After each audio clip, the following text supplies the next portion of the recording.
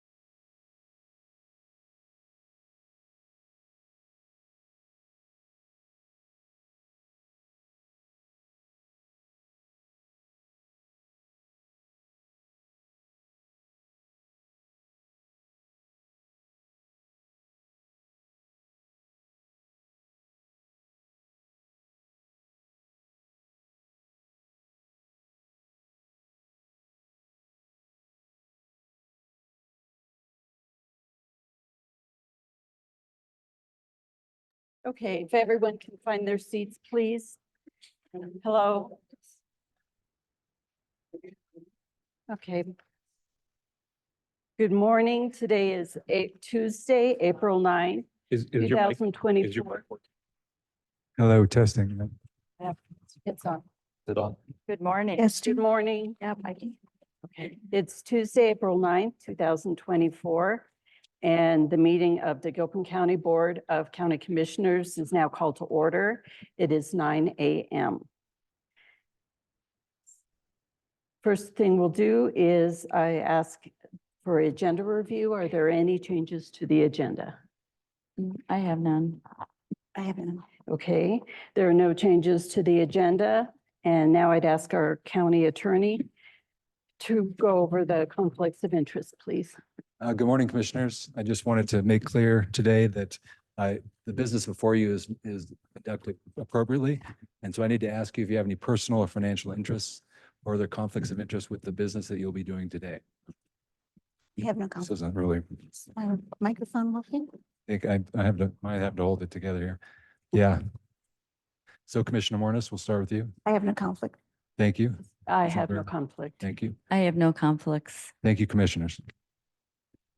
Okay, now we'll move on to public or press comments.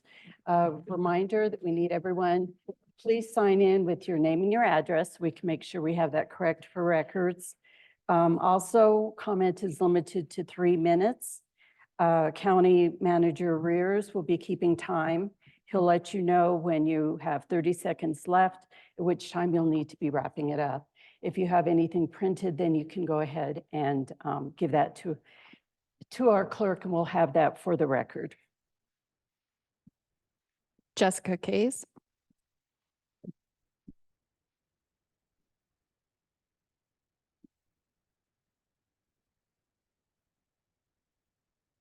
Jessica Kays, 217 Pine Street, Central City.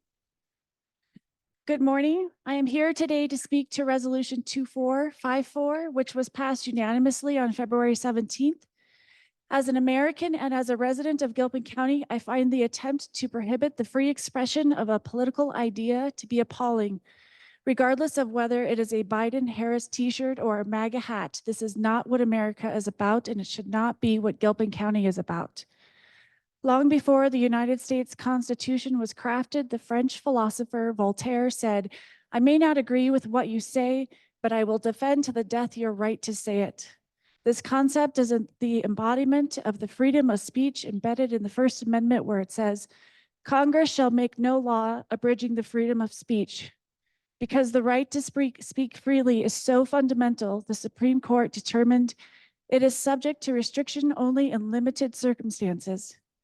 In the words of one Supreme Court Justice, Louis D. Brandeis, it is hazardous to discourage thought, hope, and imagination. Fear breeds repression, repression breeds hate, hate menaces stable government. In our freedom of speech, we can voice our opinions, viewpoints, and beliefs. It is in this expression you can have varying thoughts and opinions, and in the end, the hope is the best voices will survive. But this is for each individual to determine. It is not where the government should interfere, repress, or censor. Resolution 2454 is an attempt to do just this: limit the expression of a thought, an idea, a viewpoint, which was exactly what the First Amendment was designed to protect. Speech is a broad term that goes well beyond the spoken word. Speech can be an editorial, an artistic work, even money. Speech is any medium for the expression of an idea or a viewpoint.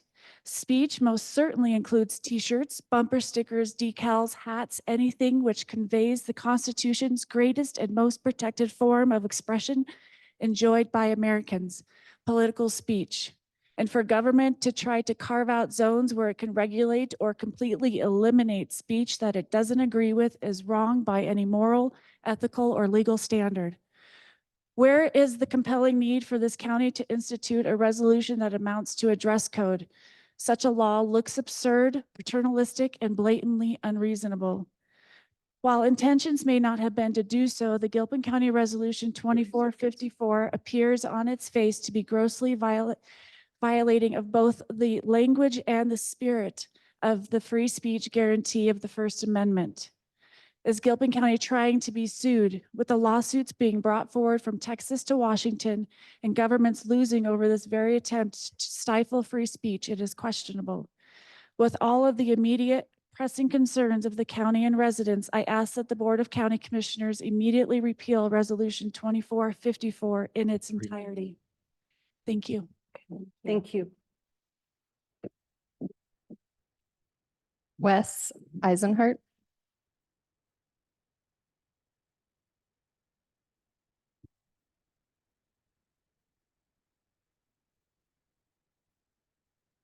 I'm Wes Eisenhart. I live at 750 Carlin Drive. I've been a resident for the last 40 years. Commissioners, if I had $1 million to help my community, Oh, I would invest in early child care services and our community wildfire protection plan, the CWPP. Available and affordable early child care services is my highest community priority. Without new families moving in, our community will not be able to maintain itself. Families are not going to move someplace which is an early child care desert. We need to support the efforts of those who are working on this issue. The CWPP is my second highest priority. A current CWPP plan is being developed for the county this year, with several public meetings planned for this summer. The plan developers are seeking to develop an up-to-date plan with extensive public input. The plan needs to be achievable, affordable, and visionary in its scope. If successful, this plan could improve the area's home insurance risk rating, which could help keep home insurance policies from increasing or being dropped. This helps every property owner in the county. Funding the CWPP plan under development and all of its specified projects is one of the most important things that we can do in this generation. 100 years from now, nobody will remember how many days the swimming pool was open, but they will remember if we protected our forest and thrived living in a wildland urban interface because we financed the right projects. My lowest priority for investing $1 million in our community would be our rec center. I think the rec center has a key role in maintaining after-school programs until commuting parents can pick them up, which a bare bones budget could provide. I don't see keeping the swimming pool open 7 days a week as more important than providing available and affordable early child care services. The financing proposed for the community center 30 is seconds. basically junk food financing. You can eat something, but it isn't nutritious. It's like spending money on a that's supposed to be used for repairing your roof on a 10-day vacation in Hawaii. When you get home, you will still need to repair your roof. A bare bones budget is better in the long run for the rec center than junk food financing with 3 lots of minutes. stipulations and political strings attached. By focusing on what's important for the long-term survival of our community, we can allocate our resources correctly and increase wildfire protections throughout our community. There is a saying that a house divided cannot stand, but a house united can achieve great things. Let us be united and working together to achieve these objectives of a safer community and a vibrant next generation. Thank you for your consideration of these matters. okay, thank you. Lewis Weaver.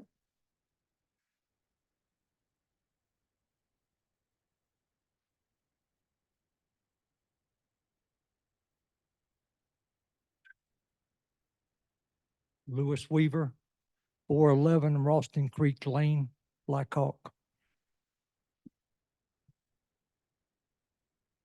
When I first heard about the First Amendment, I was kind of devastated.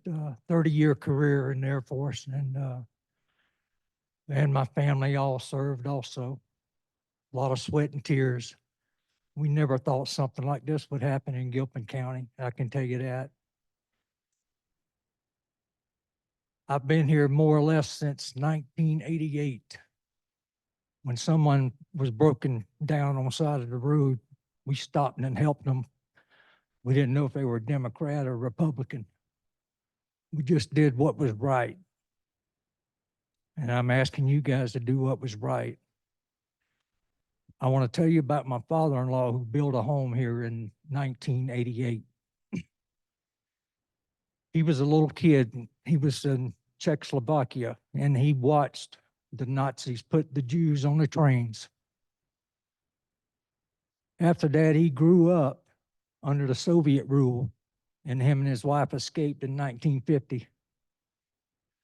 So there's a lot more than just military and veterans that are against this. I'm asking you to please reconsider. Thanks. Thank you. Bill Gibbs.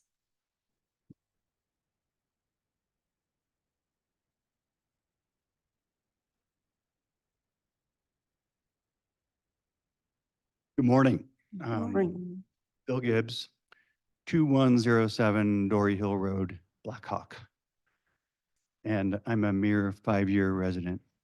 I came to express my support for your negotiations with the city of Blackhawk. In my opinion, $1 million per year is a nice round number that is grossly inadequate relative to the many conditions attached. The proposal presents you, the commissioners, the offer to subordinate voters' rights to determine future tax policy in exchange for an inadequate subsidy of the community center's operating budget. No capital improvements attached.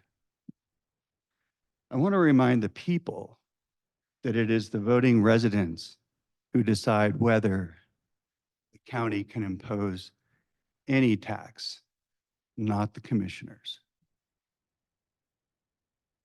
The city is telling the county that the school and the library and other entities cannot manage their budgets either, based on this nice round number.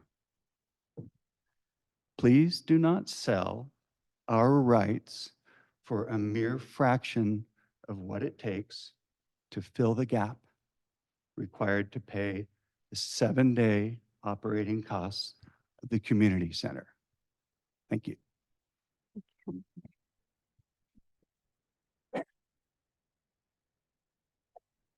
Jane Sterling.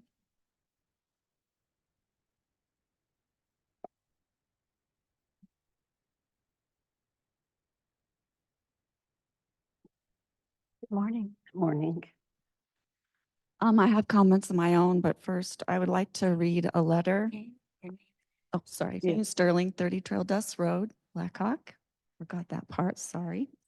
I would like to read comments from a citizen. His name is Walter Marciniak. He is a commander, retired commander of the United States Navy. He resides at 800 Indian Peak Road, Gilpin County. His comments are regarding the First Amendment rights and your resolution. How does Resolution 2454, by delineating the acceptable time and place, uphold the principles of free speech and not abridge the freedom of speech found in the First Amendment to the Constitution of the United States of America? The resolution should have been publicized and put on a ballot. This would allow all whose rights have been abridged have an opportunity to understand it and then be afforded the opportunity to vote on whether they agree to have their rights abridged. I recommend the resolution be withdrawn and residents be given an opportunity to vote for or against it. Thank you. Okay, if you can give a copy of that to the clerk, please. Yes. Since he wasn't here. Yes, please. It's okay, probably. It's fine. You can just have it. I'll give it to you when we. Okay, your time's still going. Okay, thank you. I too am asking the county commissioners to withdraw resolution 2454 that was passed at a work session meeting or board county meeting. This resolution is clearly in violation of our right to freedom and speech under the First Amendment. This resolution dictates what type of clothing, hat, etc. an individual can wear, what kind of coffee mug or water bottle they are allowed to carry with them, what kind of bumper sticker, sun visor, or accessory they can place on their own personal vehicle on county property. I am fully aware that during an election, there cannot be a petition signing, campaigning, etc. within 100 feet of a voting center or a drop-off box that is considered electioneering. I'm very well aware of that. However, the county employee handbook has been revised with a couple of changes. The first thing I am talking about, it was not changed, but the employee handbook allows the county manager to approve organized political party meetings in the Gilpin County Courthouse 30 or seconds. other county buildings. The handbook also states that employees and officials may provide factual and objective election information to the public in the routine performance of their duties, which are performed on county property. Because what one employee may consider to be factual may be their personal opinion. So technically, this is considered campaigning on county property during an election and contradicts the resolution 3 that minutes. applies to the county residents that you have passed. Please revoke the resolution. Thank you. Thank you. Thank you, Janie. Norina Jones.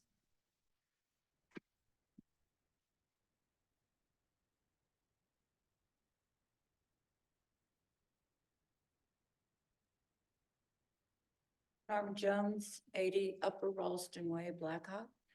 And pretty much everybody said what my comments were, especially Jessica.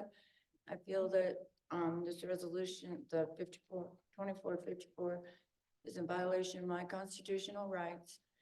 And 10 years was in law enforcement till I got married, and 28 years I was a military wife.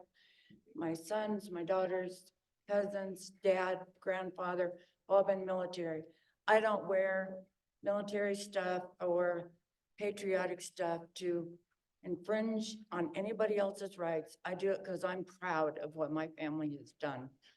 And I think this is in violation of my rights.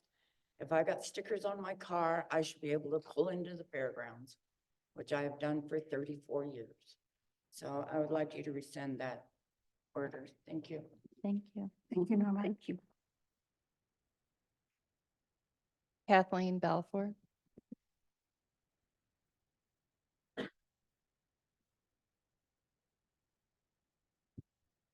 Good morning, Kathleen Balfour, 392 Tchaikovsky Road. I'm going to be reading a letter from Rudy Garcia today. His address is 991 High Point Circle, Blackhawk. In drafting the Bill of Rights, which was initially proposed as amendments to Articles 3 and 4 of our Constitution, James Madison was the first to argue that there should be sufficient, more than had been initially proposed, numbers of congressional representatives to preserve the closest possible relationship between constituents and representatives. He innately understood the importance of allowing citizens free expression, which included freedom of speech and freedom to voice one's grievances. In his letter to editor, Mr. Eric Douglas points out his father's military service in World War II, a proud and honorable assertion regarding society's debt owed to his father for his father's service. I too share Mr. Douglas's sentiments regarding military service. My grandfather, a U.S. Army veteran, eventually succumbed to injuries he suffered during World War I fighting in Germany. My father, who is 101 years old, is a disabled World War II veteran who was injured in one of the battles in Moritai. I too am a veteran, Vietnam era. In asserting his father's exemplary and honorable military service, he wrongly conflates U.S. military service and the oath taken by military personnel to support and defend the Constitution, with Miss Parman's choice right to display her political affiliation. In one disparaging assertion about Miss Parman, Mr. Douglas had managed to turn the entirety of the free speech clause of the First Amendment and the Equal Protection Clause of the 14th Amendment on its head. It is precisely the reasoning and cause for which Mr. Douglas's father, my grandfather, my father, and I served in the military to support and defend our Constitution, which includes protecting Ms. Parman's right to express her political views and affiliations in any matter consistent with applicable laws. Finally, I must confess to readers that I am not intimately familiar with the arcane minutia being argued by Mr. Douglas and presumably rebuted by Ms. Parman. This is a forum allowed to me as a card-carrying Democrat to express my dismay and some 30 seconds. indignation regarding Mr. Douglas, who as head of the Gilpin County Democrats does not understand that the First Amendment is not suspended at the gates of a government building, as he wished it would. James Madison and Oliver Wendell Holmes would certainly be dismayed at the assertion and wishes made by Mr. Eric Douglas. Thank you, Rudy Garcia. Thank you. Thank you, Kathleen. Jack Van San, son.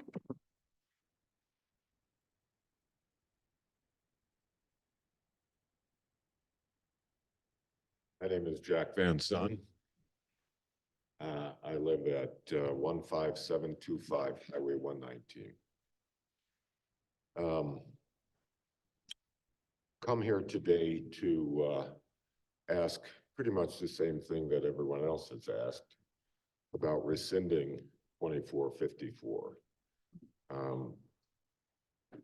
As it has been said before, on face value, it is a significant oppression of our free speech rights. I'm also here as a veteran, and I know that many other people here are as well. Just as you were when you signed on and stood your oath as commissioners, all military personnel are swearing an oath to protect and defend the Constitution of the United States and our Bill of Rights.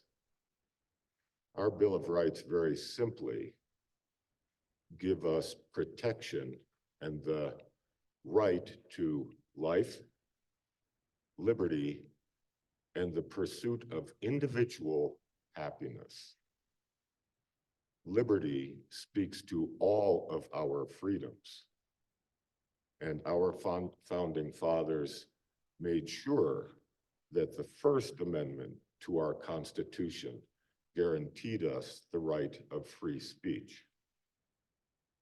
And the service that I provided to this United States of America, along with every other veteran who is here today or has served. And there are, if I'm not mistaken, last time I talked to Leon Pohl about this, 956 veterans who live in this county. It's 1/6 of our entire population. When we served to protect these rights for ourselves and everyone else in this country. This resolution very clearly goes way beyond this commission or any governmental authority to restrict our freedom of speech. 30 seconds.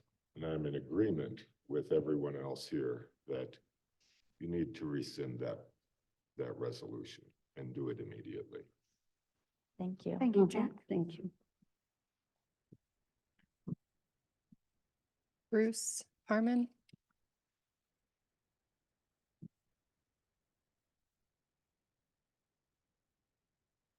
Hi, I'm Bruce Parman. I live at 529 High Point Circle, Blackhawk. Got a letter here from Claire Hirsch of 2580 Coyote Circle. She couldn't be here today, but she's asked me to read this for her. To the Gilpin County Commissioners, Resolution 2454 is an abomination and an insult to any and all Americans. It clearly violates my First Amendment right to free speech. Coming from a military-based family, this resolution is not only insulting, but should be deemed illegal. How can we, the people, let the administrators dictate what we can say or wear? This is America, where we have rights that are now being quashed by county officials, and for what purpose? For years, we, the people, have been subjected to the whims of different groups and told to put up with it because this is America, where everyone has the right to their own ideas and beliefs. Now, we are being harnessed by a small group of county commissioners. Rescind this resolution and restore our rights in Gilpin County. Claire Hirsch.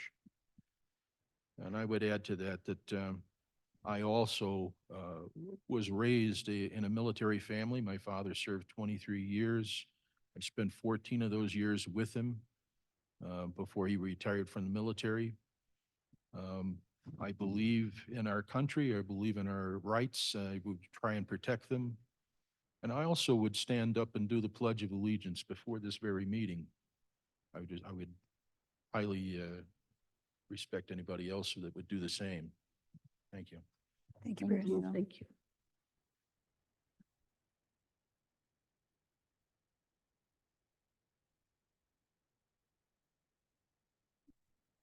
Brady Fowler.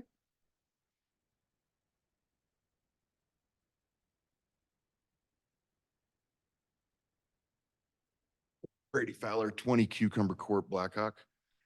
Yogi Berra said the future ain't what it used to be. I stand here, I'm here in opposition of 2454 as well. I served 24 years in the military, and when I made my oath to protect the Constitution or my Bill of Rights, that doesn't have an end date. And I'm afraid that what's going to happen is this is a thought. I'm sorry, I'm a little bit nervous, but when you guys pass a resolution like this, it's going to get to the point that even a color is going to become in opposition. So I can't wear a red shirt, or I can't have a red truck, or I can't have a blue truck. And this is a slippery slope that you guys are on. And I have no idea what the thought process was by passing this, but this is very dangerous grounds that you guys are getting into. And you're jeopardizing our God-given rights as Americans. So I hope that you guys think about this really hard and this gets resolved. But there's no reason for this. Thank you. Thank you. Thank you, Randy. Eric Douglas.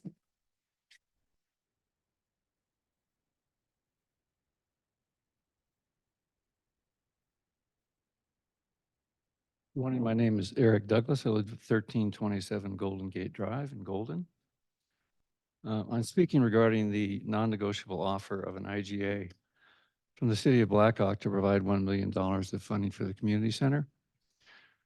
Honestly, I don't believe this offer is in earnest, since it contains at least two terms that the county cannot possibly meet. First, the demand that the total mill levy for the county, including the library mill levy, does not exceed 10.695 mills. And second, the requirement to keep the community center open for 7 days in return for the $1 million. As you know, the library mill levy is not under the control of the county, and the cost of keeping the community center open for 7 days is much higher than $1 million. This agreement would also add to the extreme vulnerability the county has to unexpected events that negatively impact the gaming industry. There are other demands in Blackhawk's offer that I think are unreasonable as well, but I won't take up your time to discuss them in detail. My recommendation would be to finish up the process of negotiating this offer as soon as possible. Thank you for this opportunity to speak. Thank you. Thank you, Eric. Donna O'Cray Parman.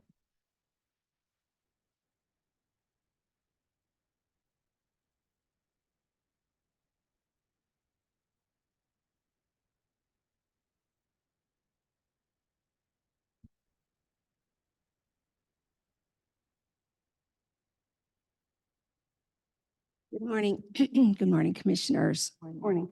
Mr. Benning, Mr. Rears, and Ms. Denton. I have with me. I'm sorry, your name and address, please. Sorry, Donna O'Gray Perman, 529 High Point Circle. Okay, I appreciate that. I have with me a copy of the Constitution, as did Ms. Balfour, because we're standing on it today. We're really standing on the history of what our parents, our grandparents served in this country and that our forefathers built this country on. I want you to know that we all firmly request that you rescind this illegal resolution 2454 right now, before it becomes a bigger problem for the county. I've consulted with 3 attorneys since I last appeared here, asking you to rescind the resolution. I'm hereby delivering notice that if you don't rescind this resolution 2454, hopefully today, but at least by May 7th at your meeting, and remove any language on any document abridging any of our rights in Gilpin County, that we are prepared to seek a legal remedy to restore and preserve all our constitutional rights in Gilpin County. In this resolution, you state that under number 2.0, that you can limit our use or distribution of political signs, use of clothing, literature, other items, physical or digital, or the activity of persuading people, spoken or written, to vote for a particular party, candidate, issue, or ballot measure. That's absurd.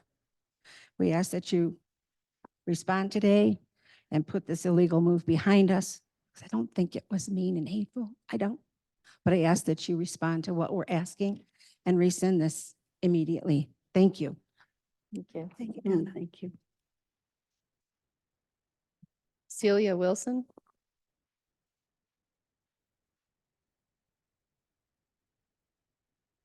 Morning, commissioners Morning. and staff. I'm Celia Wilson at 208 Howe Court in Blackhawk. And kind of embarrassed to follow all these well-spoken people because I'm not, but I do want to give my opinion. And regarding the offer from the city of Blackhawk, 2 of our 3 commissioners here were elected, the other was appointed. If I wanted to be ruled by the city of Blackhawk, I would move to Blackhawk. In Blackhawk, it seems there is such apathy that they didn't even bother having an election this last time around. I do not agree with their offer of $1 million. It's not enough. I believe it has been said that they have $69 million in their coffers. They can build a very, very nice rec center for $69 million. So my overall point, and I'll just make this short, is that I don't want to be ruled by Blackhawk. I want to be ruled by the commissioners that I elect. Thank you. Thank you. Okay.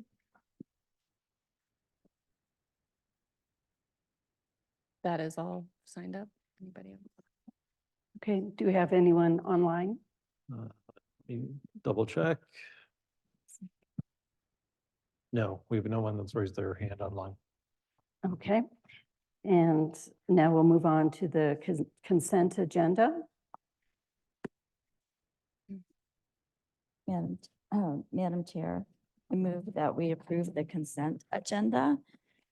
This includes the clerk and recorder's March 2024 end of month report and approval of the meeting minutes for March 26th.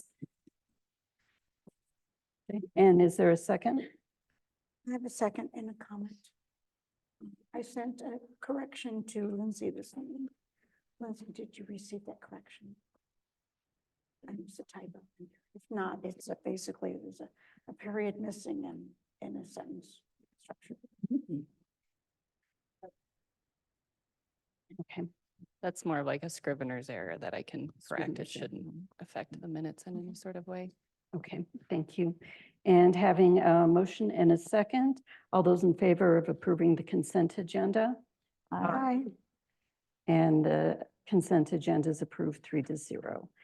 And I've been informed we have no new employee introductions. So we'll move on to the proclamation for Child Abuse Awareness Month. And we have Janie Barker, the Human Services Director, and her staff.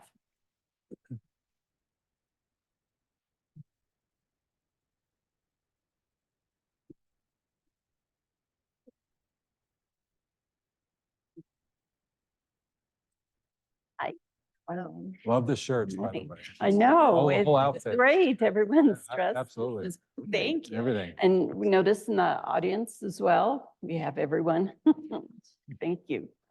Good morning. My name is Paige and I am the Child and Adult Protection Program Manager with Human Services. And with me, I have caseworkers Caitlin Mitchell and Marie Cosby.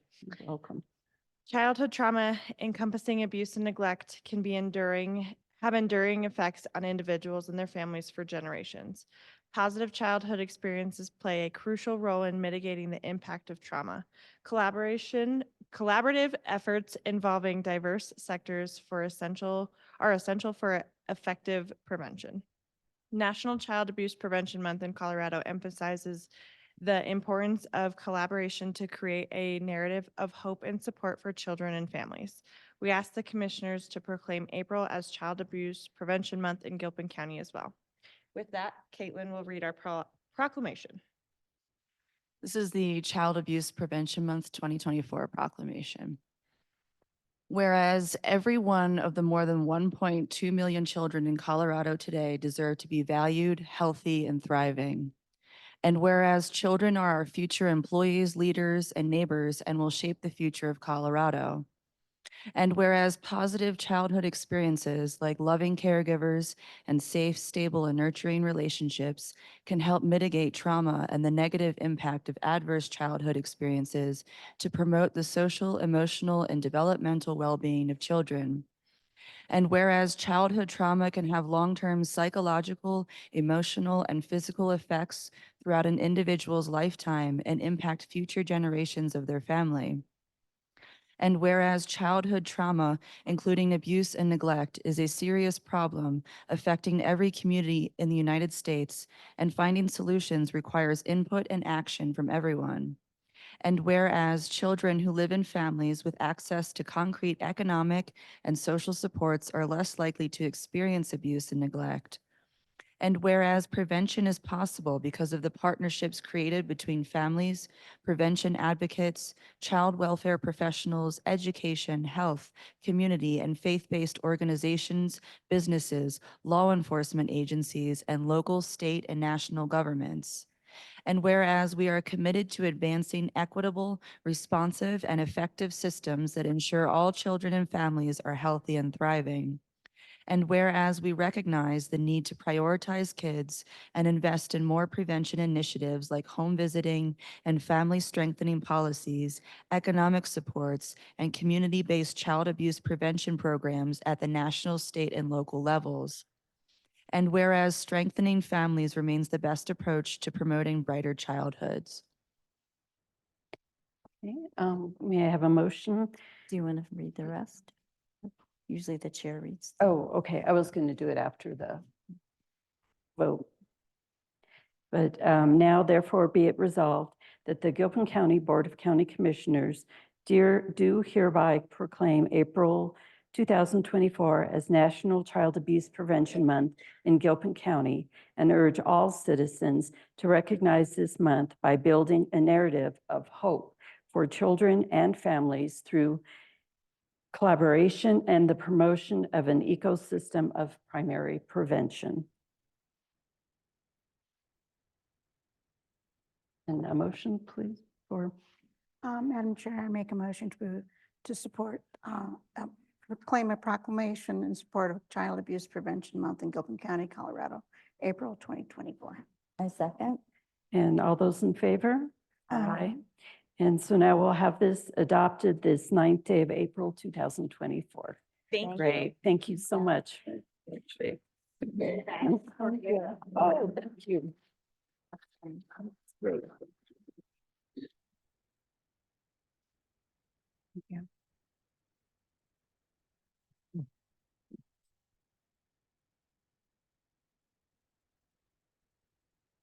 Okay. And now we'll go to the proclamation for National County Governments Month. And Lindsay Denton will be. Good morning. Morning. Right. Another proclamation. We are asking for support for National County Government Month for April 2024. My microphone. I'm just going to read the proclamation in support of National County Government Month in Gilpin County, Colorado, April 2024. Whereas the nation's 3,069 counties, parishes, and boroughs serving more than 315 million Americans provide essential services to create healthy, safe, and vibrant communities. And whereas county employees provide social services for all ages, collect registrations, plan community development, provide law enforcement, offer public health services, keep communities and roads safe, foster economic opportunities, and much, much more. And whereas Gilpin County and all counties take pride in our employees' responsibility to protect and enhance the health, well-being, and safety of our residents in efficient and cost-effective ways. And whereas each year since 1991, the National Association of Counties has encouraged counties across the country to elevate awareness of county responsibilities, programs, and services. Now therefore be it resolved that the Gilpin County Board of County Commissioners do hereby proclaim the month of April 2024 as National County Government Month and encourages all county officials, employees, schools, and residents to recognize the county government employees. I move that we adopt this proclamation for National County Government Month in Gilpin County, April 2024. A second. And having a motion and second, all in favor? Aye. And so this was adopted this 9th day of April 2024. Okay, thank you.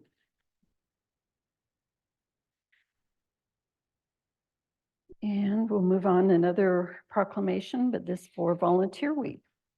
Madam Chair, I do have some comments on the proclamation for Volunteer Week. Would you want it read first and then? Let's have it read first and then you can make your comments. So the proclamation in support of National Volunteer Week in Gilpin County, Colorado. This is for the week of April 21st through the 27th, 2024. Whereas every community member can affect positive change with any volunteer action, no matter how big or small. And whereas volunteering weaves us together, strengthening the fabric of our community by sharing our time, talent, and energy to support one another. And whereas hundreds of volunteers working in our community and for Gilpin County departments utilize their time and talent daily to make a real difference in the lives of families, children, adults, and the elderly. And whereas volunteers serving our Planning Commission, Historic Preservation Commission, Gilpin Food Pantry, Meals on Wheels, Youth and Recreation Programs, Animal Response, CSU Extension, Friends of the Community Center, Gilpin Advertising Panel, Volunteer Firefighters, and other roles benefiting Gilpin County residents. And whereas experience teaches us that government by itself cannot solve all of our nation's social problems, and the giving of oneself in service to another empowers the giver and the recipient. And whereas our community volunteer force is a great treasure, and during this week, those that stepped up and volunteered are duly recognized for their commitment to service.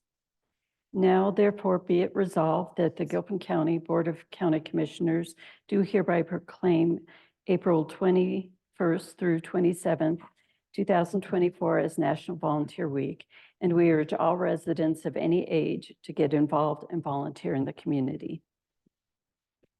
My comment, Madam Chair, is that on the fourth, whereas what is listed is several of the organizations and departments that the county that support the community and accept volunteers. And however, there is one nonprofit that's listed. And I don't understand why only one nonprofit was listed when we have places like Charlie's Place for Animal Shelter, that we have Rotary Club, we have Gilpin Arts, we have the Historical Society, we have school booster clubs. We have lots of organizations throughout the community that are nonprofit. So I would recommend removing the one nonprofit in that list, Friends of the Community Center, and add Gilpin Advertising Panel, the GAP, civic volunteers, organizations, and other roles benefiting Gilpin County residents. Well, I would suggest to make it a little easier is maybe another whereas, where we just recognize in general school volunteer programs and volunteers who've worked with the school and other community. And it does say roles, other roles benefiting our residents. So, but we can add another whereas, just honoring other nonprofits in the community. That would be blanket. We wouldn't be missing somebody by doing that. If we just honor all nonprofits. Well, then I would still suggest removing Friends of the Community Center. I don't see a reason. They're a valuable volunteer group as well. So I wouldn't want to exclude them. I don't want to exclusively include them. Again, adding a whereas and listing. We can't list them all. That's what I'm saying. So why list just one? So I would suggest removing them and then adding terminology before, after GAP, civic volunteers, organizations, and other roles benefiting Gilpin County residents. Oh, I feel like we're kind of spoiling the intent of this.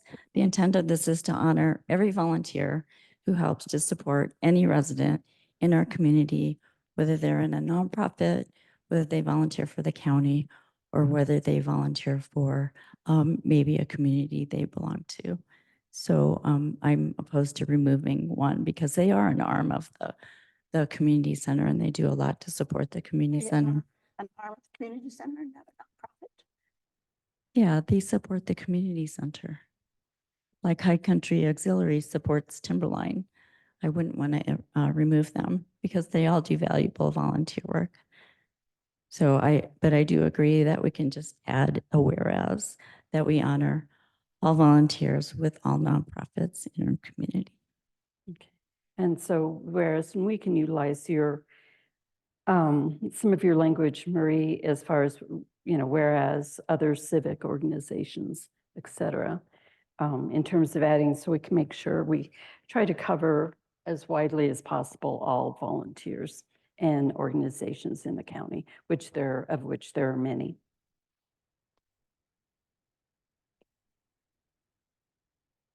So how do you want the whereas be written? I was suggesting, excuse me, I was just suggesting it could be the fifth whereas, which is what Commissioner Bruman suggested, and say we honor all volunteers serving in all nonprofits in our community.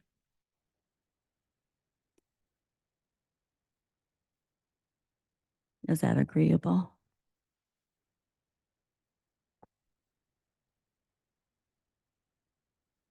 Suggest you make the motion. Okay, amendment. Okay. Madam Chair, I move that we accept this proclamation in support of National Volunteer Work Week in Gilpin County, Colorado, which is April 21st through 27th, 2024, with the additional whereas that we honor all volunteers serving in all nonprofits in our community. And a second? A second. Okay, having the motion and the second, all in favor? Aye. And the motion passes 3-0. So adopted this 9th day of April 2024. Thank you.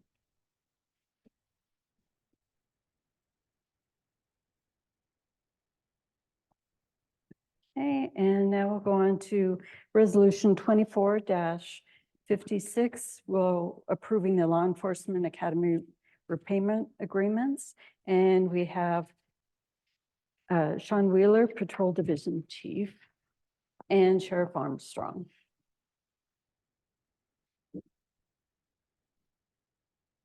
Good morning. This morning. Morning, Board Morning. Commissioners, staff. Thank you for taking the time for this. Gilpin County Sheriff's Office respectfully request that the Board of County Commissioners allow the chair, authorize the chair to enter into and sign the Law Enforcement Academy repayment agreement for the listed 3 detention officers. In essence, this agreement outlines the county's commitment to cover the training expenses associated with the officers' training and participation at the Police Academy, which is known as the Lakewood Police Department, Jefferson County Sheriff's Office Combined Regional Police Academy. This is aimed at attaining certification through the State of Colorado Peace Officer Standard and Training Board, POST.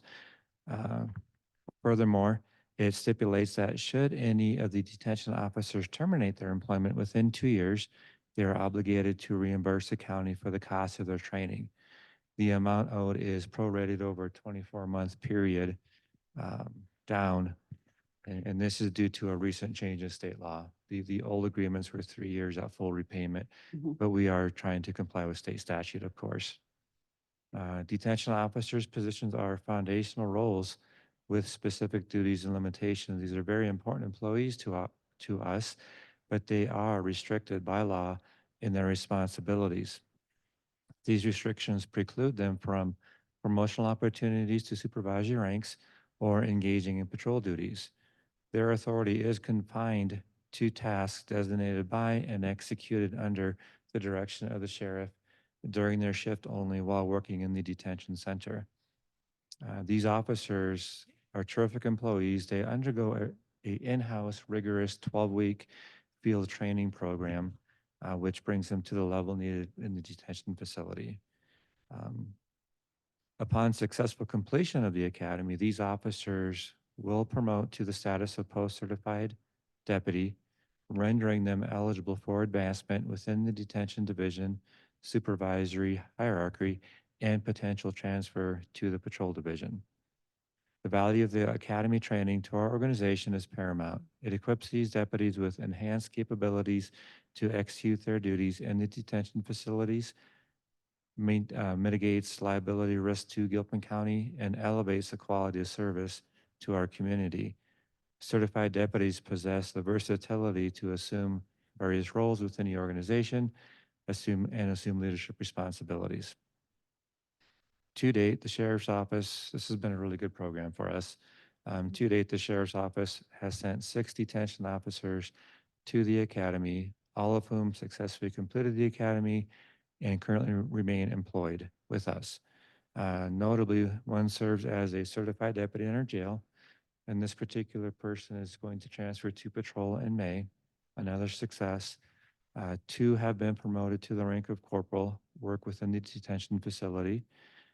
3 have already successfully transitioned to the patrol division. And among this group, 3 are residents of Gilpin County, while 1 resides in a neighboring mountain community, and the 2 others do live in the metro area, of course. The 3 detention officers subject to this agreement have served the Sheriff's Office since November of 22 and then July and September of 23, respectively. 2 are residents of Gilpin County, while the 3rd boasts local work experience in the casino industry and does reside in the metro area. Additionally, 2 of the 3 officers are veterans, while the 3rd possesses a wealth of work experience. That gentleman, he's a middle-aged man with a lot of maturity and a lot of work experience he brings to the county, a huge benefit to us with those life experiences. We respectfully request, the Sheriff's Office does, that the BOCC allow the chair to enter into this agreement. Such approval not only safeguards the county's interest and mitigates liability, but also reinforces our workforce and enhances our capacity to serve the community effectively. This is respectfully submitted, and thank you for your time and consideration. Be more than happy to answer any questions the board may have. you. Thank you. I have no questions, but I'm glad to see that it's been very successful and continues to be and helps with both hiring and retention. So Absolutely, it does. congratulations Yeah, on that's that. great. And so with these additional 3, so that'll bring the total up to 9 that have gone, that are going through the program or have gone through the program. That is Oh, correct. okay, that's great. That's a good number for Yeah, the time the program's been in place. It is. It's wonderful. And I will add, since you brought it up, Chair, is that there's 5 more on the waiting list. Oh, And that's hopefully a great. 6th hire coming soon. It's our bread and butter of our hiring program now. It really is. Okay, good. Well, congratulations and thank you for thinking outside the box. I know we were in a quandary trying to figure out how to work and you came up with this idea and it's very successful. So we appreciate it. Thank you. Thank you. I have a couple questions and everything that they said, I agree with. It's been a very creative way to keep personnel and entice personnel to apply for Gilpin County. Mhm. I have a question on the officers that, the deputies that applied when there was a 3-year time span. Do we have to renegotiate their contracts, or we just change the timeline on them? We moved forward with changing the timeline for the new ones, and the old ones are still under the old agreement. Okay, so that they are still committed to the 3 years. Yes, ma'am. The other question I have is on the 24-month payback period. Is that prorated? If someone resigns beginning of the month or the end of the month? How are they expected to pay back? Sure, it's a monthly share, and it reduces by month for over a 24-month period. And if it were to go like, say, mid-month, we would round it down to benefit the employee, is my understanding is how that's supposed to work. So that would be mid-month. If they resign before, then they would have to wouldn't pay for the full month. Correct. It would be the lower the price. Uh-huh. Right. Well, those are my only questions, and thank you very much. Thank you. Okay, any other questions or comments? Okay, I'll entertain a motion. Madam Chair, I make a motion to adopt Resolution 2456, approving law enforcement academy repayment agreements. I second. Okay, having the motion in a second, all in favor of adopting Resolution 24-56?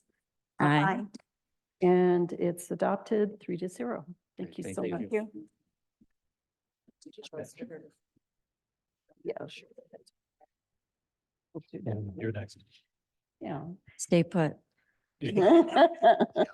And now we have Resolution 24-67, adopting the position of Emergency Communication Dispatch Supervisor. And we have Shanda Johnson and Lissa. Also with the Sheriff Armstrong.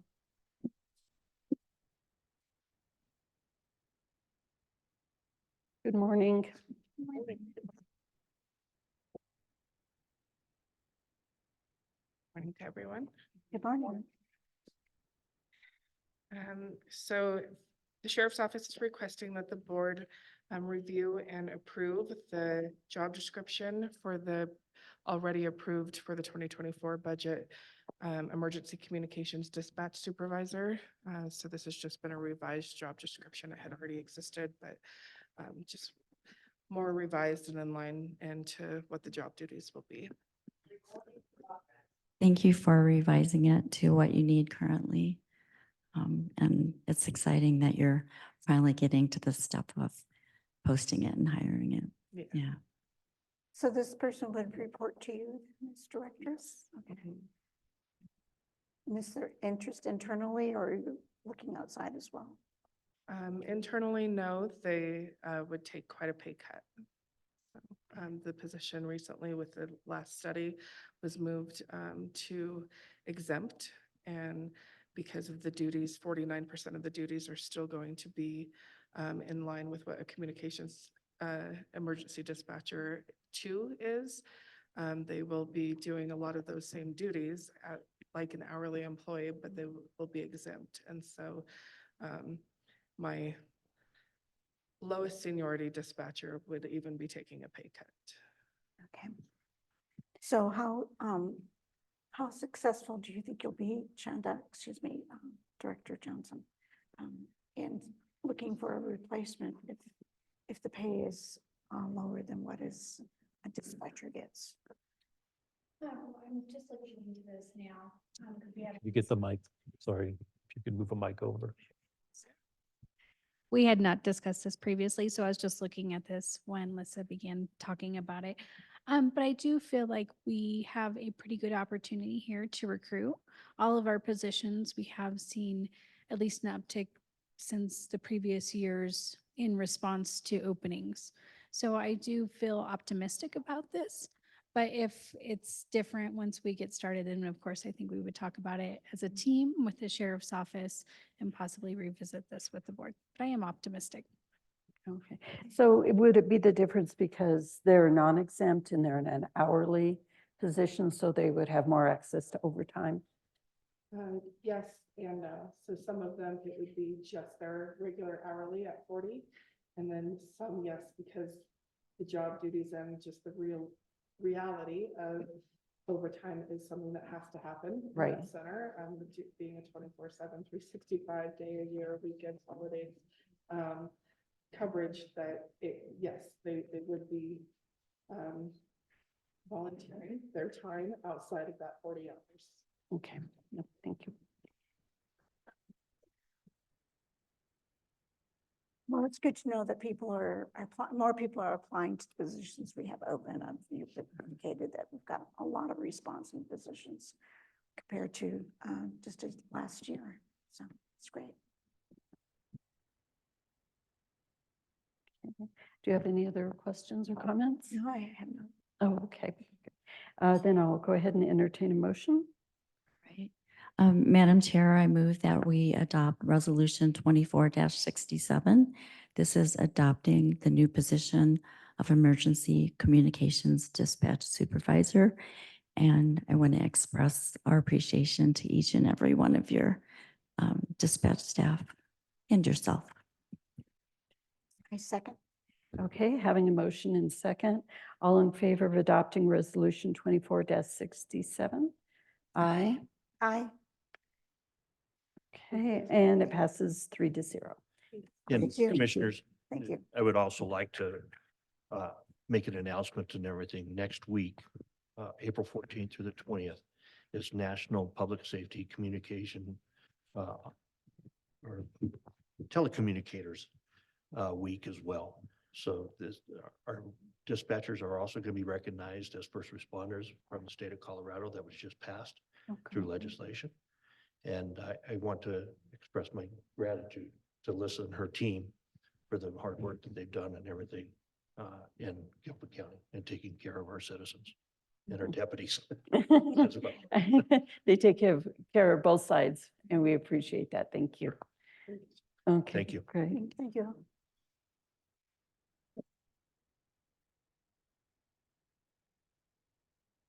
Okay, next we'd have the Parks and Recreation Youth Programs Progress Report with Director Gabrielle Chisholm and Jacob Rippey, the Youth Program Supervisor.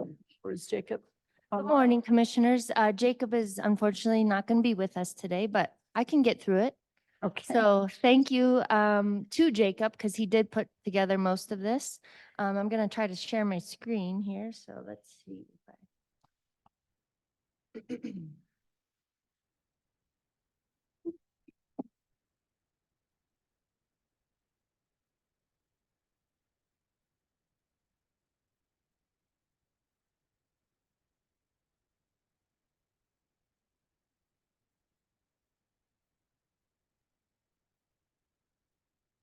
Okay. I think we're all good.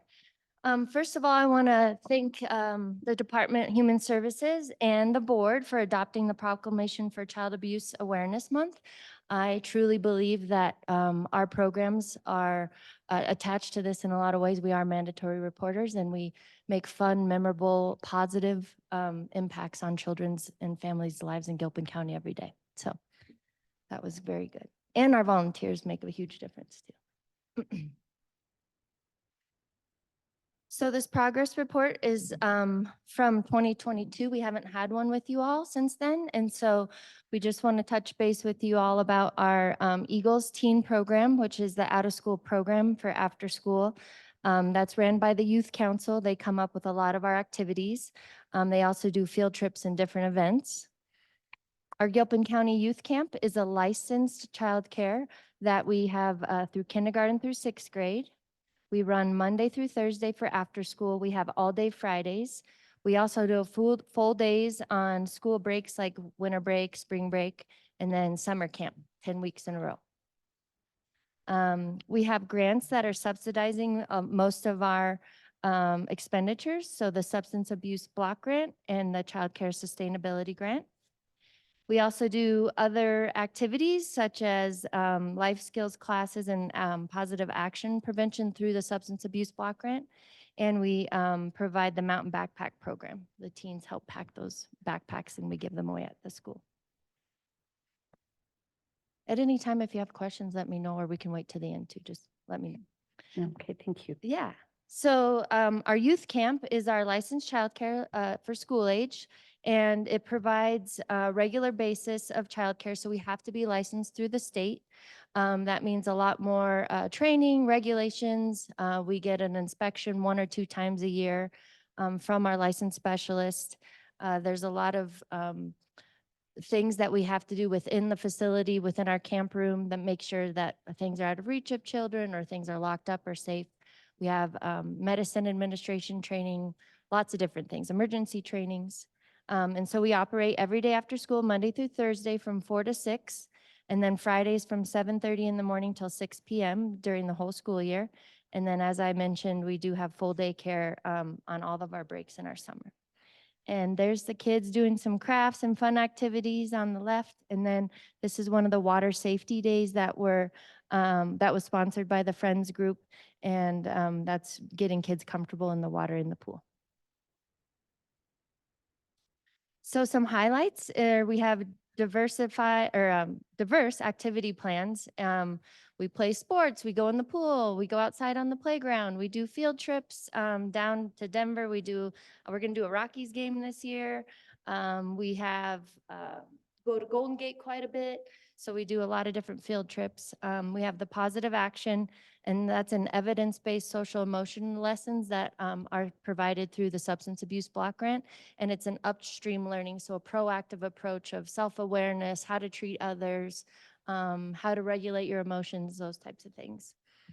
We have direct engagement and support and guidance with the children. We do a lot of one-on-one.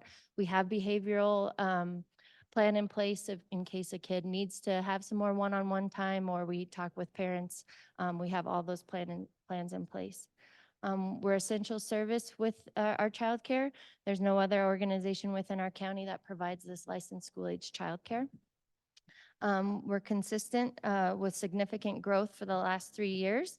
And I think it's just because we have had a great program since reopening after COVID, and we're able to keep a lot of the same staff. So we've built relationships with the kiddos and the staff and the parents. So I think we're doing a great job. So as you can see, here are some of the numbers. And so we have approximately 125 unique children registered in our camp. Since we implemented the camp registration recently, we already have 70 kids registered currently. And so I expect that number to almost double before summer camp. So our attendance average every day for summer camp last year was 35 kids, and multiple days of when we were capped out, which is 40 kids. So we really try to split them up into 2 different groups, like kindergarten to 2nd grade and then 3rd to 6th grade, so that they can really focus on developmentally what's correct for those age groups and do different activities with the counselors that we have. Our school age or our school year attendance after school on an average is 15 to 20 kids every day. And they ride the school bus over. We have a counselor meet them at the bottom of the stairs at school, and one of our counselors rides the bus over to our facility. As you can see, we've had a 50% increase in our total enrollment since 2019. So mostly we have this broken out into quarters. So the 2nd and 3rd quarter, that's our summer camp. That's our bread and butter, where The rec center's rocking and rolling every day, and our ball fields. So we're pretty busy, and we had each quarter over 1,600 attendees last year. So that's a lot. Let's see. We have had an increase in our enrollment revenue as well. So since 2021, you can see that it was 65,000, and then last year we had 117,000, and that's our revenue fees.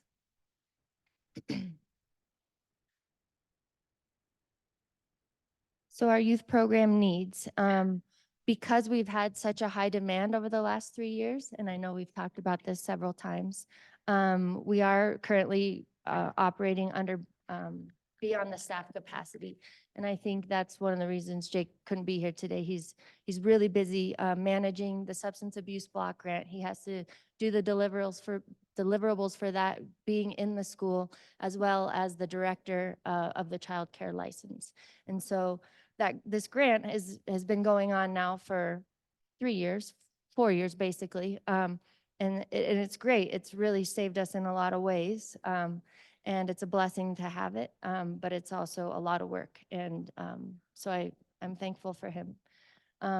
We would like to talk about this at a later date, but looking at what the substance abuse block grant can give us, and it is fully funded if we are able to transition one of our full-time staff that's pretty much already working in camp. And so I think we're gonna talk about that on April 30th a little bit more. We do have that job description ready, and it was part of the compensation study. We also just see that there is an expansion needed in our program because we've had this max. Last summer, we've had multiple days on our wait list. We would like to see if how we can expand the program so that we are serving the residents of Gilpin County.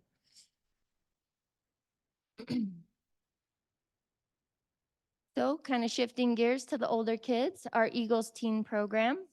So this is the only daily after-school drop-in activity for kids 12 and up, and that have don't play sports, or if they aren't in the play at school, or that's seasonal activity. So they can come to the rec center when we are open Monday through Thursday for them, and it is a free activity for them, and it's paid for by the Substance Abuse Block Grant. And I just confirmed yesterday that this year we will be getting $17,000 from the STEP program, which is the tobacco cessation through public health. So that's a great help with that. So Monday through Thursday, 4:15 to 7:15. We currently don't have a Rec Gen 2 coordinating that program right now. That position is vacant. It is posted on our website. Hint, hint, if anyone knows anyone. But Jake and our youth program staff have been trying to still make sure that we're able to do this program. So it didn't happen for about a week, and then the last week and a half, we've been able to get kids in the van and bring them over to the rec center.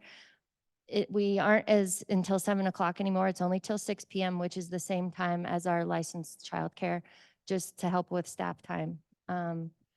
So yeah, we hope to continue this program, and it's a great program for these kiddos. So youth leadership, 100% of the activities and field trips are planned by the youth leadership team. So they meet twice a month and come up with what they want to do, their schedule, their calendar. It's a great way to just teach teens how to be good leaders and prioritize things. There's social emotional activities. We do trips to the amusement parks. I know they were doing escape rooms. That's one of their most favorite things to do. Skill development. So they do a lot of baking, and they do arts and make candles, and they do marketing, make some of their own flyers, and get the word out to their peers at school. They do budgeting, planning, and a whole bunch more. And there's a whole bunch of the kids posing for a picture. As I mentioned earlier, they do service. They are the ones that pack the mountain backpack that we take to the school. And right now there's only 5, and we are getting help from the food pantry to be able to pack these with a little bit of budget from the substance abuse block grant. We also buy food for those. Health promotion. So like I mentioned, it's a free program, so they can use the gym or the pool or the track. Could you tell me what the mountain backpack program is? Sure. So It came about a couple years ago, and really the Rotary kind of put a lot of it together, and we were partnering with Evergreen Food Bank at the time, but now it's pretty much localized within Gilpin County. And so in that group, there's Rotary, the school, Kim Cobb, the counselor, and then at the time it was Catherine Harvey, who was our coordinator. They would all decide what needed to happen or go into the backpacks. And so during the school year, we pack 5 of these with non-perishable items and some produce whenever we can, and then other like hygiene products. And then every week we give them to kids in need from the school. And then over the weekend they have those, and then they bring them back. Okay. Yeah. So it's a weekend program Exactly. for the students. Okay. Exactly. Yeah. Thank you. It's a pretty cool program. We haven't done it for the last 2 weeks though, just because we're in transition. So hopefully we'll get to be able to get that back going. We also provide snacks for the kids that come to Eagles and all the activities and supplies. Let's see, they do hiking, climbing. They're pretty active group, and they don't have to do the activity that's planned necessarily. Once they check in the multi-purpose room, they can go downstairs and use the facility as it's intended. So use the pool or use the gym. Yeah, so we'll keep going. So statistics here, as you know, it was under CSU extension from the Tony Gramscis grant. And so that really ramped up in 2021. And again, just having the right people in the right places, we really built the relationships up. And so during the school year, it's kind of flip-flopped. During the school years when we had more visitation. In the summer, it's more just trips and field special events, because we have so many of the school age kids, if that makes sense. So they're pretty much taking up all the space within the rec center. So it kind of flip-flops as far as that goes. We've had 230 unique individuals in the program over the last 3 years. And this last quarter in 2023, we had over 600 visits. So it was, we had a lot of momentum going. I just want to do a recap on all of our grants currently since 2020. So the substance abuse block grant, we've talked a lot about that. That's through the Colorado Department of Public Health. It's a non-competitive grant, and Gilpin was identified as an under-resourced community. And it supports the school age license program, the Eagles Teen program, and then it also requires us to perform the evidence-based life skills classes, as well as the younger positive action classes for the younger kids. This gives us an $150,000 a year, and they're on the state fiscal year, so that's June to July. And they're wanting to allocate an extra $50,000 for this year for till June of 2024, another $75,000 for a 24-25 year. But again, we'll talk more about that at the April 30th meeting. And they actually extended our grant, so it was supposed to end June of 2025. It is now going to end June of 2026. So if you add up all that, it's over $1 million that this grant has provided for our youth programs. So it's a huge, again, just blessing that this has come like right before COVID, and we were able to keep our child program going, because we didn't have anything like this before COVID. And then July of 2022 until June of 2023, as you know, the Tony Gramscis grant, and it was an MOU with CSU Extension. That's what was running the Eagle program. And when that expired, we did transition it to under Parks and Rec. The Child Care Stimulus and Stabilization Grant, there's millions of dollars out there right now to try to stabilize current childcare and build new childcare programs, because we need to get people back to work. And so these are really supposed to go towards supplies, staff wages if necessary, and or being able to just keep prices low for parents. So that's what the whole purpose of the stabilization grants are. The next thing on the agenda, we'll go over ours. But so far from those grants, we've gotten $66,000 over that. So that's great. And then the next grant, we applied for the Colorado Trust Diverse Approaches to Behavioral Health.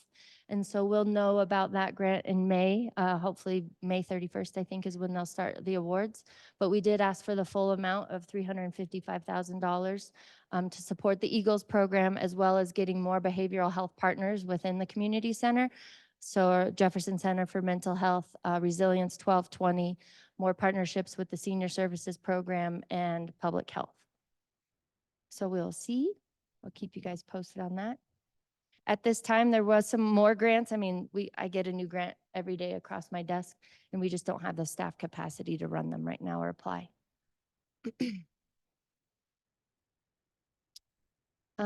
So here's just some additional support for our program. As mentioned, the extra $125,000. We will talk about that on April 30th. They would like to get us to support our program through 2026, June of 2026. The one I just talked about, the stabilization grant, there's millions of dollars for that for childcare across the state. Janie Barker, Human Services Director, has advocated for our program, as well as Elisa Witt. They know how important it is, and as I mentioned, the proclamation. So here's a quick run through of the budget. I'm not going to go line by line through this, but in our revenues at the top, we do break out what the grant has provided us, and then our fees. And so at the grant at the very top is the substance abuse block grant. That's our 150,000 that we've been getting. And then in red, we would like to accept the 89,000 for the rest of this year. So we will look at that later at a later date. And then the fees, so we did increase the fees for our after school and our summer camp, and we implemented the registration fee and field trip fee. So that's our estimate on all of that. The 117 is what we made last year. So I think we're going to keep going, increasing. And then the child care stabilization grants on there. And that's a guess of 10,000. Last year, we got about 13,000. And so this is considered a bonus payment. So I just put that in there as a placeholder of 10,000. It could be more, it could be less. And then here's our youth camp expenditures. All of our administrative staff, well, Jake, and then the recreation generalists, and then all of our program leaders and our supplies and field trip costs are all broken out there. And then our Eagle expenditures. So I did not, in our revenue, did not put the step money for 17,000 in there. So that's another 17,000 I should have added. And yeah, so we are saying it's at 23,000 in the red, but really if we are able to accept the money from the substance abuse block grant that they're willing to allocate towards us, we would be far well into the green, red, black. I have a few questions. Okay, that's all I got for you guys. So yeah, go ahead. First of all, so the position you have posted is to run the Eagles program, but it's really a rec generalist. Correct. Does that require a degree? Could someone that just has experience being around children and or organizing programs, could they participate, or does it require a degree? I don't remember off the top of my head. I feel like it does ask for a bachelor's degree, either within recreational programming and or with children. But it is a rec generalist, and so she or the position would be working at the front desk a little bit too. Or if they have pool experience, we would love to have them in the pool too. Okay. And then I know there was discussion when we had the fees discussion, and we hope that adding the registration fee wouldn't be a deterrent, but it sounds like you're bursting at the seams with applications. Are you finding that some are shying away from it because of the fee? And if so, is that something that the Friends Group is helping with? We haven't had anyone saying that they can't or don't want to pay the fee. It is pretty common practice. I know a lot of other Parks and Rec agencies that have camps have a registration fee because it's a lot of administrative work. The state requires a whole bunch of questions for licensing. So I don't think But yes, friends could help out if they need to, but I haven't heard anything about that yet. Okay. Thank you. Sure. And going back to the budget slide. Sure. You had on their fringe. And are those your part-time people or what does fringe mean? Yeah, that's the benefits. And I think that's how, when Jake submits his budget to the state for the grant, that's how they have it broken out. And so that's their salary and then their benefits. That's what fringe is. Okay, the supposed to- benefits package. then. Exactly. Okay, thank you. I'm glad to hear that they extended the OBH grant. Yes. I do remember that started under Human Services and then transferred over to Parks and Recreation. Okay, so yeah, it actually was under Parks and Recreation first. Mhm. And then when Parks and Rec dissolved because of COVID and got laid off, Jake did apply to Human Services so that we could keep the grant and keep childcare going. And so, but then once Parks and Rec was able to reopen, we put it back under Parks and Rec since we have the facilities to do all the programs. Yeah, the fun Okay. stuff for the kids. Thanks for clarifying that. Yeah. And then also, I believe Jake works with Elisa in terms of going into the school and teaching the actual courses to the third grade and up, correct? Exactly, yeah. So the health class, he works with them and I forget the new teacher's name. And I think Elisa does help a little bit still too. But they do go in and teach the life skills curriculum that's provided through the state. Okay, So, great. So yeah. they do that in addition to managing the program there at Parks and Rec. Exactly. Okay. So that's why it's basically 2 jobs now and Right. it's just been ramping up more and more. And so that's why we're asking for. And help. is that for a short period of time or does that go throughout the school year? It's Yes. throughout, actually, I think it's like a 6-week class that they do throughout each semester. And then, so that's a deliverable through the grant, for the grant, I should say. And then there's a survey that he has to turn in. So the kids all do a survey, what have they learned? And then that's part of his reporting process through the grant. Okay. I may be dating myself, but I know when my children went through school, they had the DARE program for substance abuse. You went through it too. And now this is a different program where they're teaching different life skills. How long has that program been going and how successful is it? If you know. Good question. I think that's definitely a Jake question.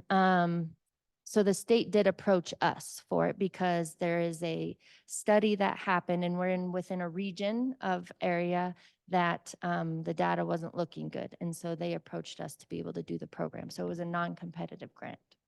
So the information that you're providing to the state is to determine whether this program is effective. Exactly. Yes. Thank you.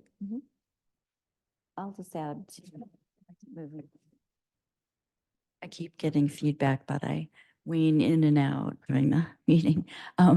So I know that one thing when these programs were being discussed too is that the rate of suicide among children and especially teens is very high. It's like the highest per population. And Colorado is extremely high. So I know that that was one reason for the formulation of these programs statewide. And so I hope that it's helping people in that manner too, to have other choices. And I like that it builds their self-confidence and their life skills. Exactly. And I think that's what they call the upstream approach. And so instead of being reactive when something goes wrong or, getting arrested or getting a ticket or something like that, we're trying to catch them young and be proactive in teaching them how to interact with their peers and regulate their emotions and how to treat one another kindly, basically, and yourself. So self-esteem. Right. Yep. It's a great program. Life has changed over the past 20 or more years. I remember because I was thinking when I was in junior high, which they call middle school now, like the worst thing someone might do is have a pack of cigarettes and go behind the bleachers. And we didn't really have drugs and suicide and, domestic violence at the rate it is now. So And Thank social you. media, I think too, is like actually having real life interactions with each other and being outside more, outdoor education, playing at the ball fields, playing on the playground, getting back to our roots. So, That's good. It's nice that they have a consistent program too, from the school and then the after-school program and the day camp. So there's that reinforcement Yeah. that stays with the kids. So yeah. that's very nice to have as well. I think that's important. Are there any other questions or comments? And we can kind of move from this, move straight into the resolution 24-68 for the acceptance of a grant application. Thank you, commissioners. I appreciate your time. So the resolution, do I need to read the resolution, do you think? No. No, I don't think so. Okay. Just think if there are any questions or comments regarding the grant and all. I know in other resolutions we've had, we usually put a not to exceed amount in there, but since we don't know what we're getting, is that still have to include that? Because this is the approval to apply for a grant and the approval to accept the grant is what we're trying to do in one document. So just a little background, this is the stabilization and stimulus grant funding that we have received the last 3 years. And so we really don't know what it's going to be, but last year we received $13,000.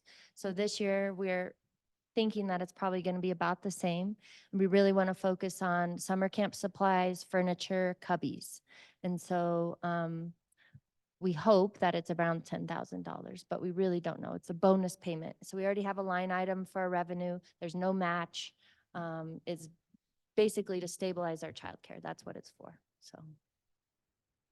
Okay. And do you apply for an amount or you just show your need and expenses and then they take it from there as far as? All you do is give your license number and that you want the money. Oh, okay. It's like a 5-minute thing and it's really easy. And then they'll tell us, I think April 30th is when we'll know what our amount will be. Okay. Good luck on having it higher than lower. I know, I hope so. And I think we usually put a price in if there's an expense, and that's what we're do not exceed is, but yeah. Yeah, I mean, we won't go over it. We'll probably have a hard time, if it's just supplies, using it all, but we'll see. Yeah.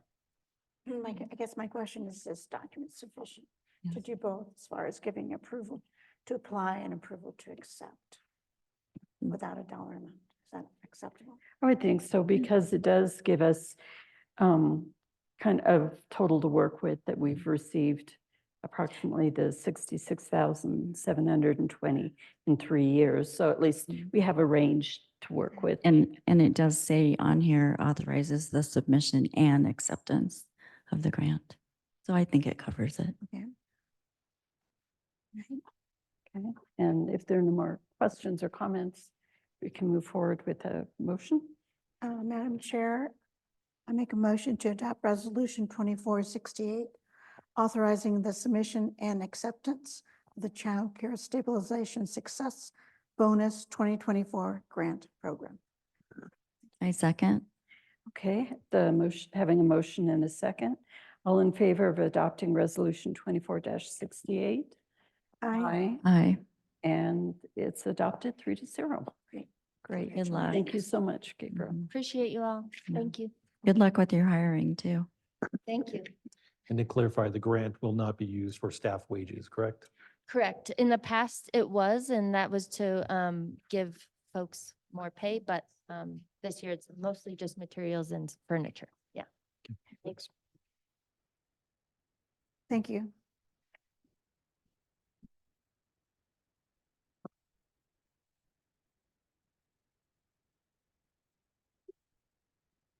And running ahead, do we have, Yes.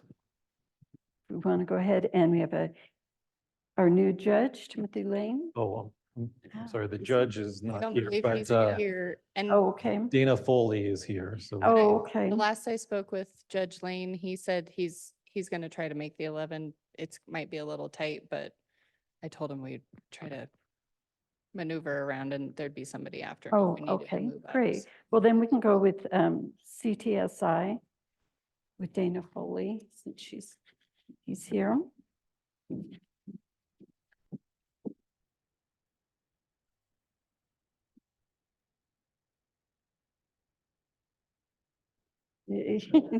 Take your pick. Okay, almost got to chew on it then, right? Right. All right, well, commissioners, thank you for allowing me once again. It is that time, another year has passed. And it's that time when I come to visit with you and talk a little bit and do a little recap of our claims. And I'm Dana Foley from CTSI, and we are your insurance provider. As you are aware, just as a reminder, we're a pool made up of county members, essentially, that make up this. And we don't operate like a typical insurance company does, because essentially the funding is all from the county members throughout the county. And we have 50 members of the 64 counties in Colorado that all pull together. And so I like to come in and once a year, just do a real quick recap with you, remind you that we're here to help you. We cover the liability, the property, the casualty, auto liability, the sheriff's liability, and then also the work comp for you as well. So I like to start off and just to make sure you have the packets. Were the packets provided to you ahead of time? They were, thank you. Awesome. So I always like to start off and just give a real quick recap of how we finished out last year. So that when we look at our 5-year trends, are we gaining on those trends? Are we staying the same, or are we creating new trends? And it's important so that we understand, because it's all money that comes back to the counties or comes out of the counties to fund the liabilities that occur. Before we get into that, I do want to give you a kind of an update of the pool, your county members of the pool. And so we like to give an update as to the health of the pool and how the pool is doing. For our CWCP pool, that's the workers' compensation pool. It has a healthy surplus. Remember, surplus is not excess. Surplus is what they use to pay the claims, et cetera. Healthy surplus of 27.8 million. And last year, we gave back to the county members over $3 million in equity distribution out of that pool. The CAP pool has a healthy surplus of 14.5 million, and we gave back 500,000 to the county members in equity distribution. And as you may recall, all of your contributions go into one big account. That account throughout the year earns interest. And so we gave back over $1 million of that interest back to the county. So I always say, where else in the county and in the county budget do you get to spend that same nickel twice? It's right here in the pool, where you do have the ability to get funds back. So what did that do for Gilpin County? For Gilpin on the CWCP pool, of that $3 million, Gilpin County received $64,248 back. Out of that CAP pool for the 500,000, Gilpin received $11,690. And then that $1 million of interest, you got $23,317 back, for a grand total of $99,255, or about 9.4% of your total contribution as well. So that's always a way to look at it, is that's kind of, when you look at that contribution, but then understanding that you got $99,000 back to apply to that. So with that, we had, I think we covered a total of 330 total county members, which would include the sheriff's department, the county staff, and also your boards, your appointed board members and commissions that you have as well, because we cover them. Your loss factor ratio was 0.775. And as you can see on the chart or on the grid, kind of that on the cap side here, that we had that big spike up in 2020, and then we dropped back down into the COVID years, and now we're kind of coming back. We're still under where we were pre-COVID. So I'm really happy with the trending of where we're going with that. We did have some good success last year. I was invited to participate in your safety committee, a meeting, and that was very beneficial to staff. And I think it really helped kind of move them forward and really, start to really dive into the incidences that are occurring. And we're here to help continue on with that, and then possibly even bolster some of the accident investigations, looking for those root causes and contributing factors, and figure out ways that we can help implement policies, procedures, and trainings to help reduce frequency, et cetera. I have a quick question. Sure.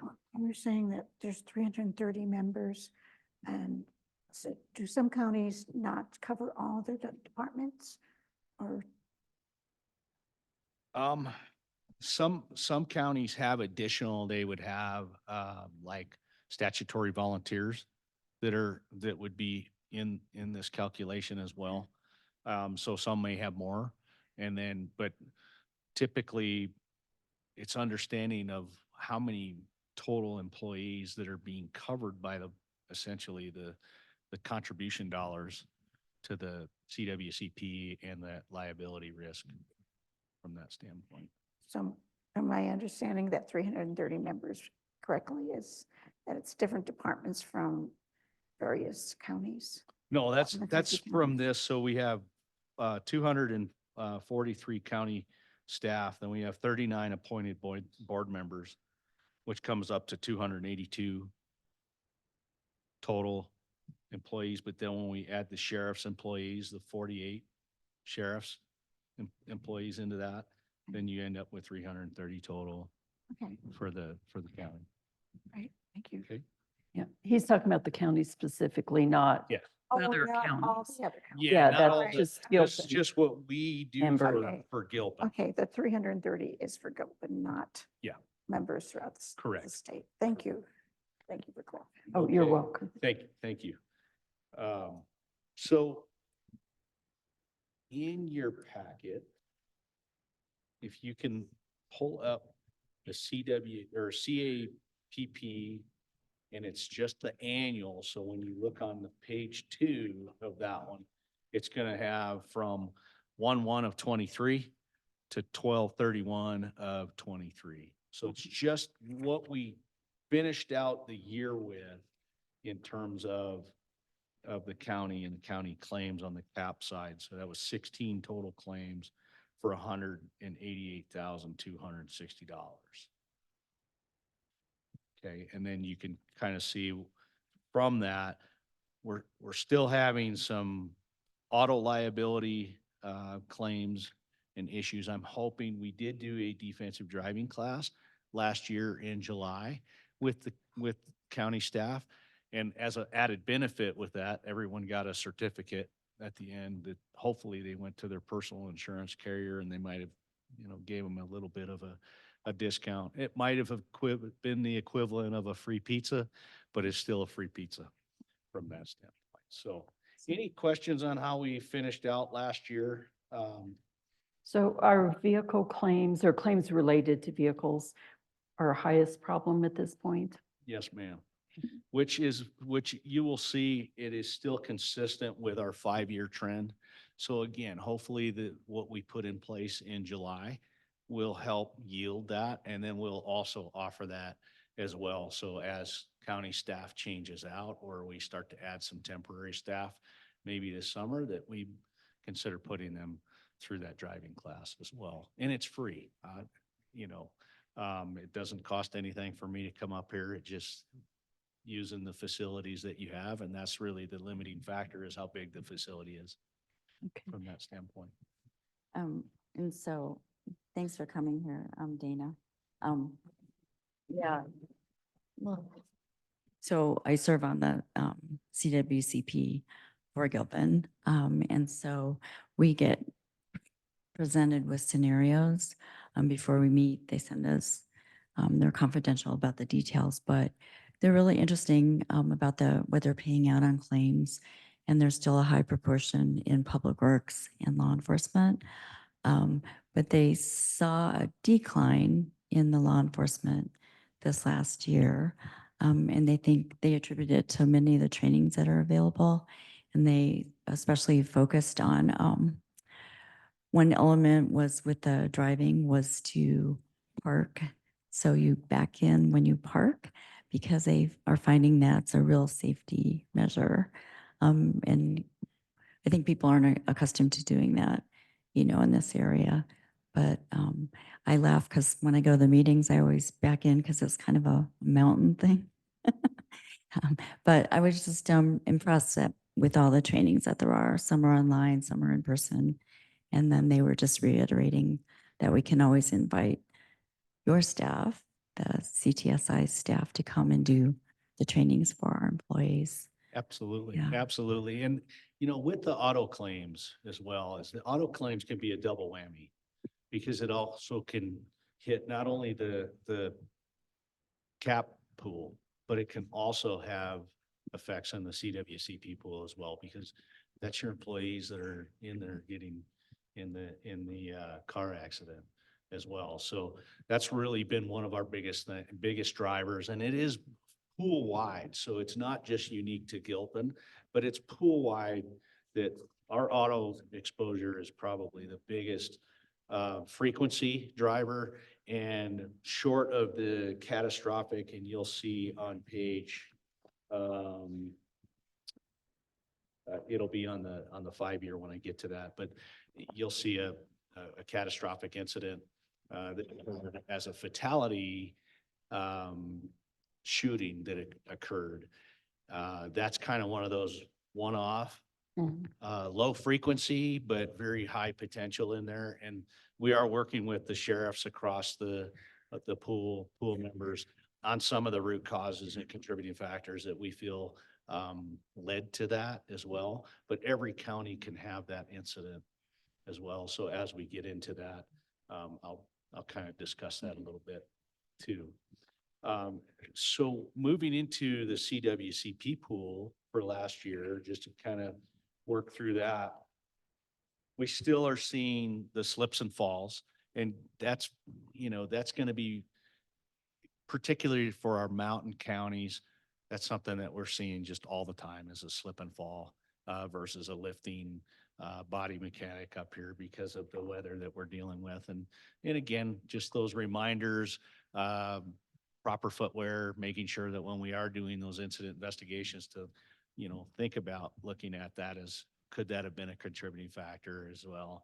3 points of contact, getting in and out of vehicles as well. Sometimes you still see people trying to get out with a whole handful of stuff, and they get out and end up falling, and that costs a lot.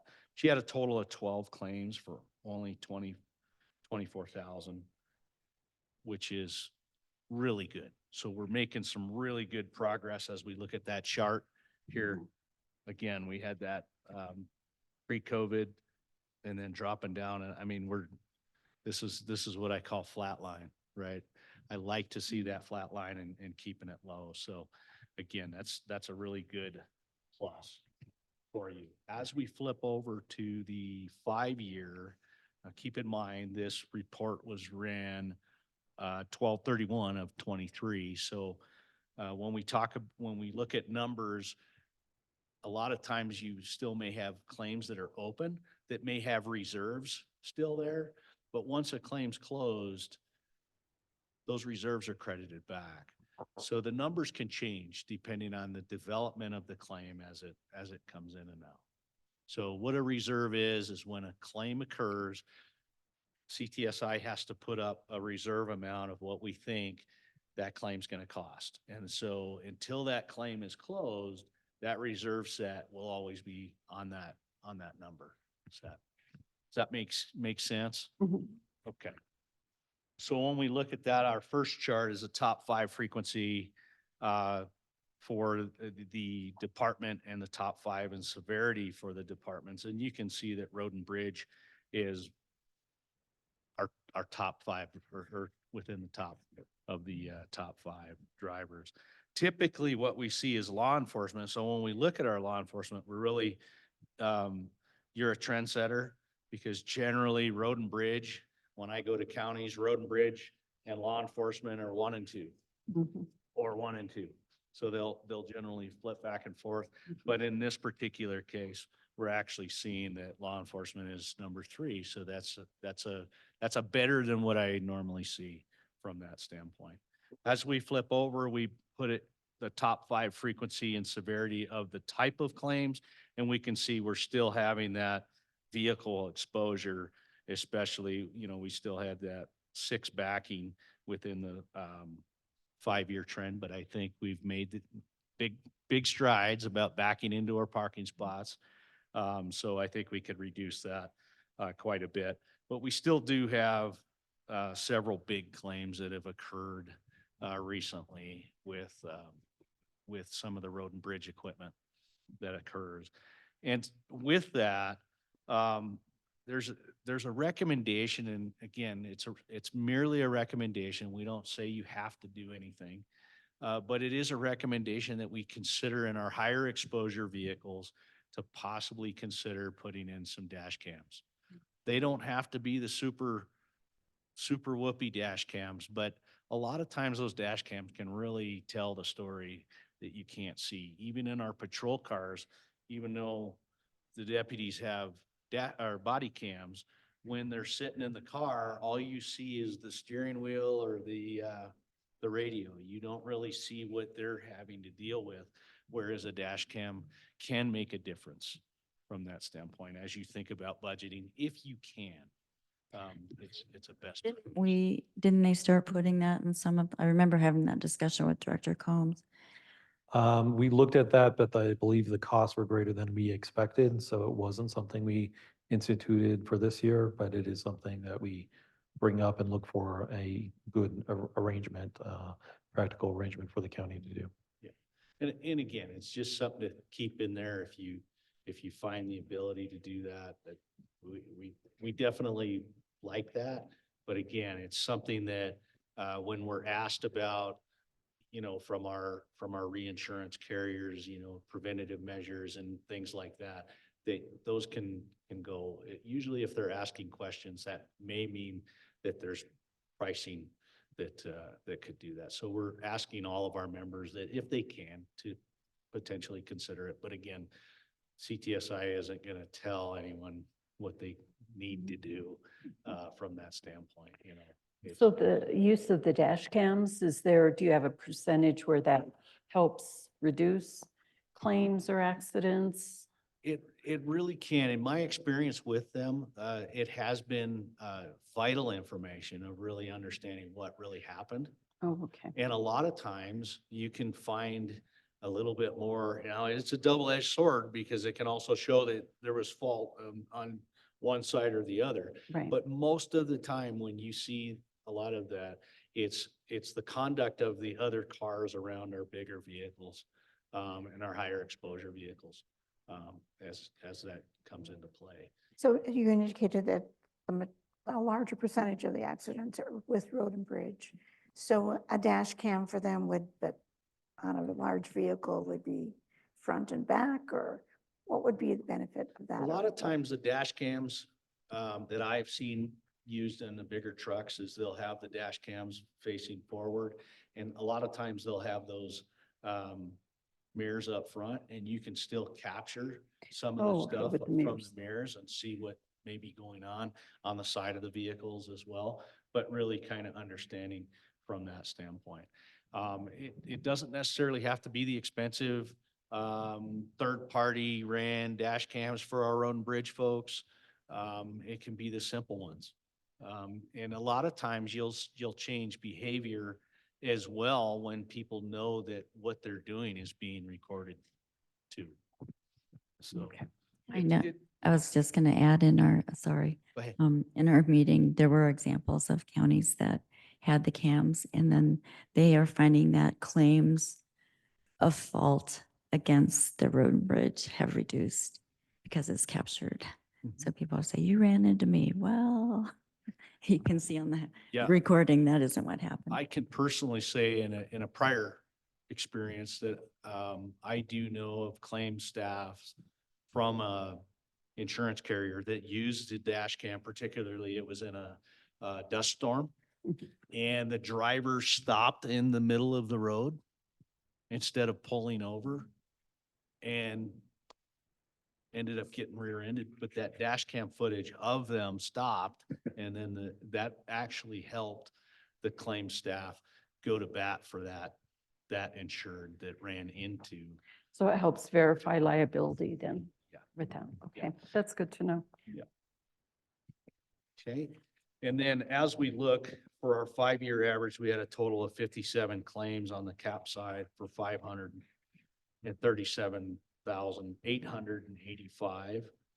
And then you look at our average cost is 9,434. So then when we look at the pool as a whole, we can see our trends. There's our vehicles. That's where I was saying the pools as a whole are having that vehicle exposure as well. Now, you're gonna see that one line on the top 5 severity. You're gonna see that fatality. That was the one claim. It was a $10 million payout for that fatality. So as we look and then we can break down, and it kind of gives you the data on this back page of what was going into those graphs to where you can see if we were to start to add up all the vehicle related, everything from animal strikes to vehicle backing, et cetera, those are all vehicle related claims. And like I say, those can have a double-edged sword piece because then they can also hit onto the CWCP side of it. Any questions on CAP before we do our final with the 5-year of the CWCP? No, I don't think so. Thank you. Awesome. No. Okay. Well, as we look into the CWCP, our 5-year, again, this was ran from 2019 to 2023, and as of 12/31 of 2023. And we see that we have in terms of the work comp related, our law enforcement had the highest exposure at 39 claims for 279,000. A majority of that 279,000 was one claim that had occurred from actually a slip and fall as well. Again, this is a little better on our frequency. Generally speaking, we see, again, road and bridge and law enforcement because they are, number one, they're the highest vehicle exposures, but they're also some of the most physically demanding positions within the counties. So you're not seeing any strange trends from that standpoint. As we flip over and we go to the top 5 frequency and severity for the types of claims, we can see that body mechanics, that lifting, that moving, and slips and falls, they're tied at 11 claims. But that one claim of, I think it was around 250,000 was of one claim for the slip and falls, which is throwing that number out as well. I have a question on our transfer station. Is that under, that's under a park, road and bridge? But is that separated in any way as far as in a different manner than they would for personnel or driving vehicles? But they do deal with some and difficult situations where they're being exposed to lifting, moving, and there's cars going around them, personnel, citizens driving around them. Is there any way of tracking that in particular, the transfer station? In terms of injuries, we could definitely break that out into what had occurred. If we need to add an additional section in here, we certainly can. Now we have the landfill piece. Is that what you're? I think That would be that I would transfer think so. station probably be the landfill. Yeah, and so we do have the landfill section here. It'd be section, it's on page 2 of the actual information here. Okay. Would that be just transferring down to landfill or would that the activities at the transfer station? It would be both. If that employee is injured, it would show up in that one. Like you can see here that, we had one incident here with a vehicle jackknife rollover. This is on the comp side, but it was as a result of that vehicle related. So that's where I was saying you can have two claims with one incident on both sides there where it could. And so sometimes when we're just simply looking at the individual pools, like the CAP pool or the CWCP pool, and if we don't merge those two together and understand where we can have that double hit, because that's an exposure from that standpoint. And so over the past 5 years, we had a total of 73 claims for $348,222 with our average cost of $4,770.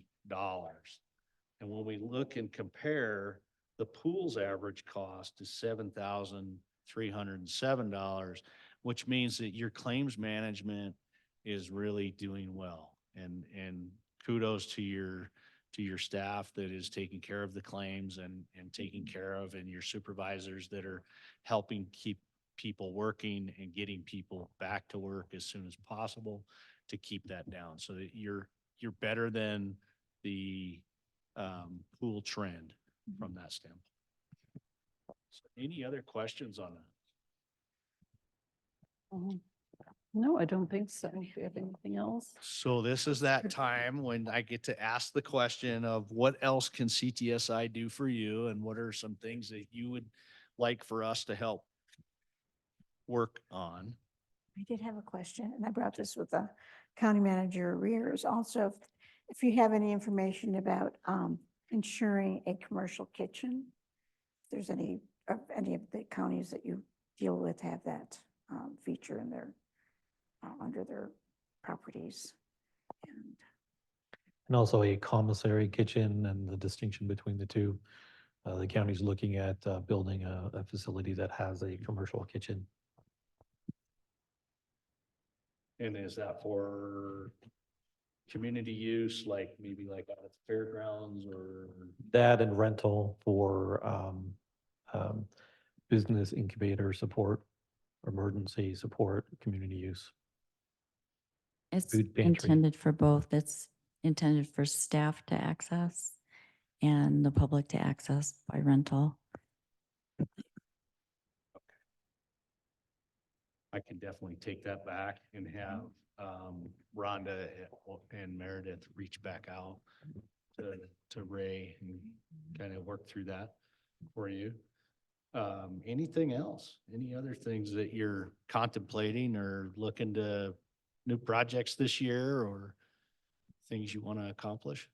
No, I don't think so. I know that CTSI sends an email to all of us about available trainings, and our HR director is excellent at sending them out to staff that might benefit by the topic.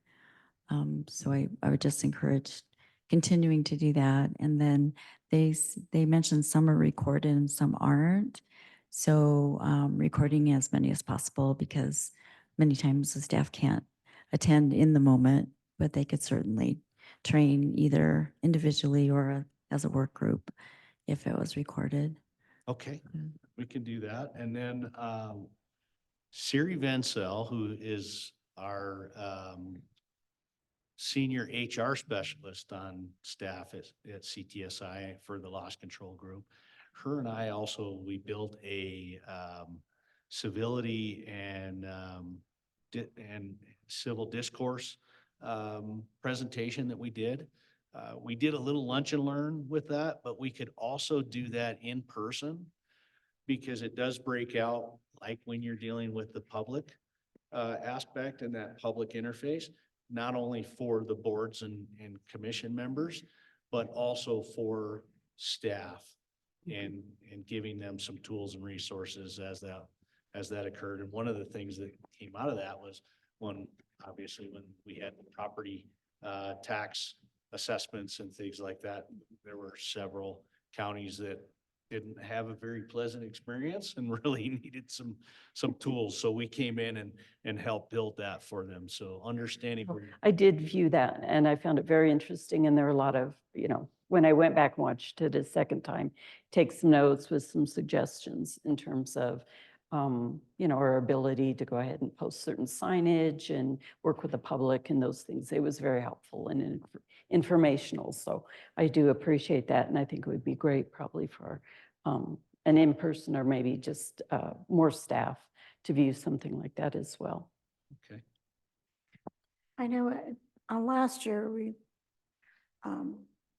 you encouraged us to improve our internet connections and phone connections and to avoid any kind of disruption in our services. And we did take a lot of action on that as far as having a double entry into our phone service, et cetera, and computers verification. And I'm just wondering, is there anything new that we have to do? That we're discussing hiring a contract IT person to expand our services off hours, and just, is there anything that we should know about that we didn't know last year? There is a deadline coming. I believe it's in July of 2024 for compliance with the ADA for your website and your. Oh, and we do have staff currently working on that. Yeah, yes. that's And- probably the Very- biggest one right now that is really on everybody's radar. And we're trying to help find resources for that. CCI has done a couple of classes with that, and has some great resources on where to go. But the closer we get to that, I think the sooner we get that taken care of, then we can start working the bugs out, because I think they're given a grace period of any types of fines and things. That's like what we just found out a couple days ago, is that they're looking to introduce, because you were at the meeting on Right, Friday. the bill has not dropped yet, but they are looking to introduce the bill with a 1-year grace period. But they're hoping to add a little more to that, because they're finding there are a lot of unintended consequences with the bill that was passed in 2021 that all the counties are grappling with at this point. Yeah, Yeah. and unfortunately, there's a lot of content that's useful. It's being pulled down because it opens up the counties to more liabilities, is kind of what I've been hearing. We've been hearing the same, that's the approach that some counties are taking, not ours yet, but it's just taking it off so they're compliant. But then it's a unintended consequence in that it reduces information available to the public. And I think the original intent of that bill was to increase access to information. So we're hoping that they can find a fix. Yeah. Yes. Yeah, so we're hoping they give that grace period to really, get people to that and then start testing it out and looking at where that is. So, we're definitely aware of it, and I know Siri's on top of it as well. I've been looking at it, doing some research on it too. Another area that we're seeing a lot of questions come from our reinsurance. So, we're a pool. The pool has reinsurance. A lot of questions are coming around our jails. And so one of the things that I would like to offer you is that because the commissioners all have an annual walkthrough that they're supposed to do. I don't think we've ever done it from CTSI, is to actually do the walkthrough with the commissioners of the jail, which would give a different lens.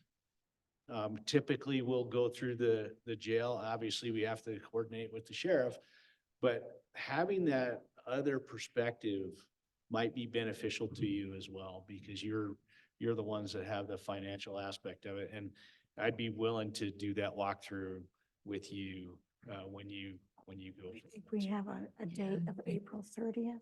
Is that Yeah, Lindsay was going to reach out to you. We're trying to find a date that works for us and the jail. If it's So that was a possible to push it possibility. into May, it might work better for me because I'm already booked for April 30th. I've got a flagging class. It's kind of one of those important certifications, you Right. directed traffic. I got a flagging class in another county, considerable ways away, so I can't do both in the same day. Sure. May 14th? That I'll double check and see if that one will work for you for that. So May 14th For the 28th? or the 28th. No. It was canceled, so May Right. 14th. Canceled, Okay. yeah. We could do it on a different day too. It Didn't have to be See a. if the 14th, if not, we'll look in the date in June. Check with Sheriff Armstrong. Yeah, of course. Right. Yeah. So with that, I can't thank you enough for letting me come up and spend a little morning with you and just kind of give you an update, and however else we can help, please reach out. Go through Ray. Ray's been great communication with CTSI, a good partnership, and same with Shanda and the sheriff. And the sheriff also gets a 5-year for his department as well. So what Okay. you're seeing is the whole county. And then we take out everything for the sheriff so that he's aware. Okay, great. Well, thank you so much. We appreciate, it. It was a lot of good information for us. Thank We you. appreciate it. thank you, Thank Dana. you.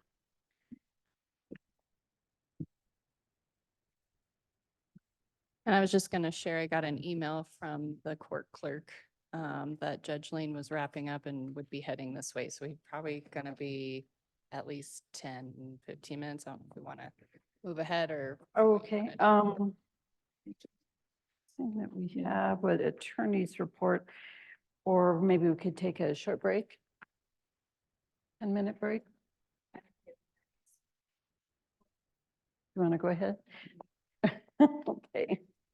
As long as everyone can hang in there, then we can move on to the county attorney's report. Thank you, commissioners. Just wanted to give you a highlight. We are working with our water consultants, met with them, and as I mentioned, I want to get on the calendar meeting, an executive session, to discuss our certain water rights matters. Also, just we are aware facilities is assisting in monitoring our water conditions at the Dory Lake and other places where we need to have that water and send it downstream. And we've determined, we're looking at the weather and other things. We're having to get creative a little bit. Obviously, it's warmer, and we have conditions that are lessening as far as water supply very quickly, and that's unfortunately become the case more recently. But so we're looking at, again, trying to capture as much water as we can in our places where we store that in Dory Lake, and make sure that we have enough water for our needs. Roads memo still in progress. I do actually want to reach out to CTSI again once on this matter. We had a utility truck that was hit. It's a unique truck in that it's constructed, it's not a flatbed, it's a large truck though. Then it becomes a utility truck when they add equipment to on it, and cranes and other things. And they're unique, and I've determined that the insurance doesn't really handle those. Again, our vehicle was hit by another vehicle, it was not our fault. And we're now trying to get the correct payout on that, and we're not doing that. So I'm going to be talking with CTSI more to see if we can get the correct payout that will actually pay for the damages that have occurred.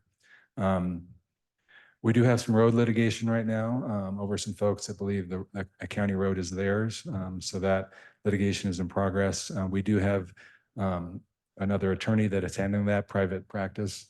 I'm assisting as needed. As mentioned today, we also had the contract I assisted in on the sheriff's office and with new deputies.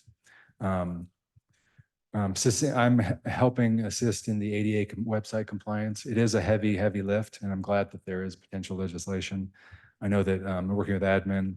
I do think though we have a pretty good handle on this now, and I'm working to get that done still by the date potentially, which is again what is currently on the books is by July 1 of this year. And I know everyone's concerned that they're not going to make that date. We are considering a potential ordinance. We have an ordinance right now that regulates massage businesses. And the law has changed this year to add another requirement to that. So I believe it's the board's direction, but we're looking at basically modifying our ordinance to include the new requirement, which is licensure for not just the licensed, the massage licensee, massage therapists, but it's for all employees that are in that business, regardless of their classification.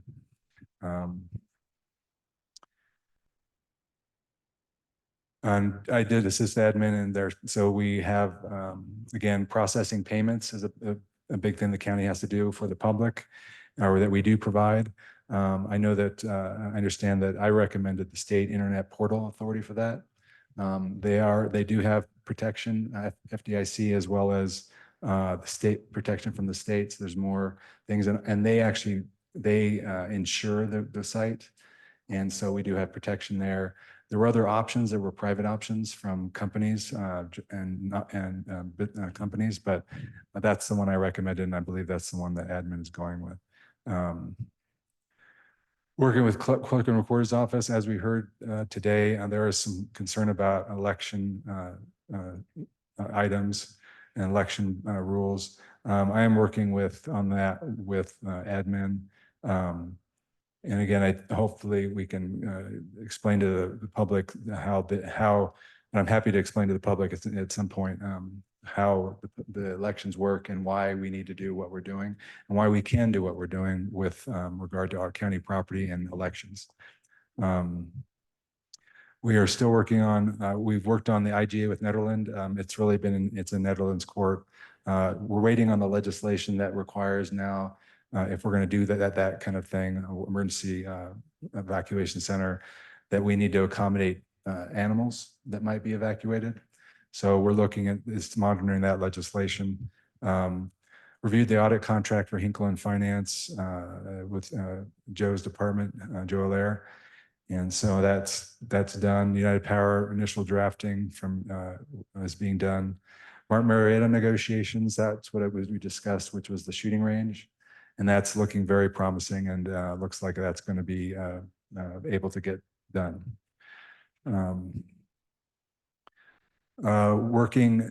Talking with Rob. Rob is doing a great job on the housing project. I provided some assistance on the Colorado rules the Colorado rules and our regulations. Yeah, and so I haven't needed much assistance right now. Again, we have a housing project that we're trying to get for affordable housing. Road litigation, as I mentioned, I already mentioned that. Working on some trademarks. Actually, we've resolved that, so that's done. Still working on fire. Fires are one of our main dangers in the county, so we're still working on ways where we can work best with local fire districts and authorities to prevent fires and come up with ways to provide firefighting resources throughout the county.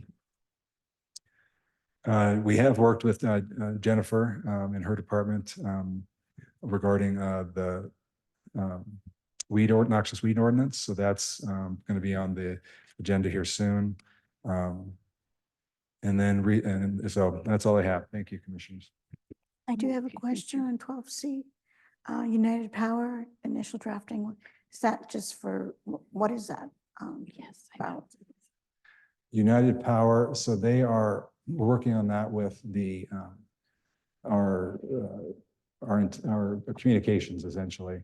What can I think of the name of the? Broadband? I know on our mountain. Is it the Oh. EV charging? Dakota Tower? Is it the EV charging? Actually, I don't know. Actually, I'm sorry, you're right. That is the EV charger. I'm sorry, my apologies. That is the EV charger that would be that we would be having or commissioning. Okay. So thank you. Okay, great, thank you. And we've seen that our new judge has been able to join us, so if we'd like to invite him on up to the table.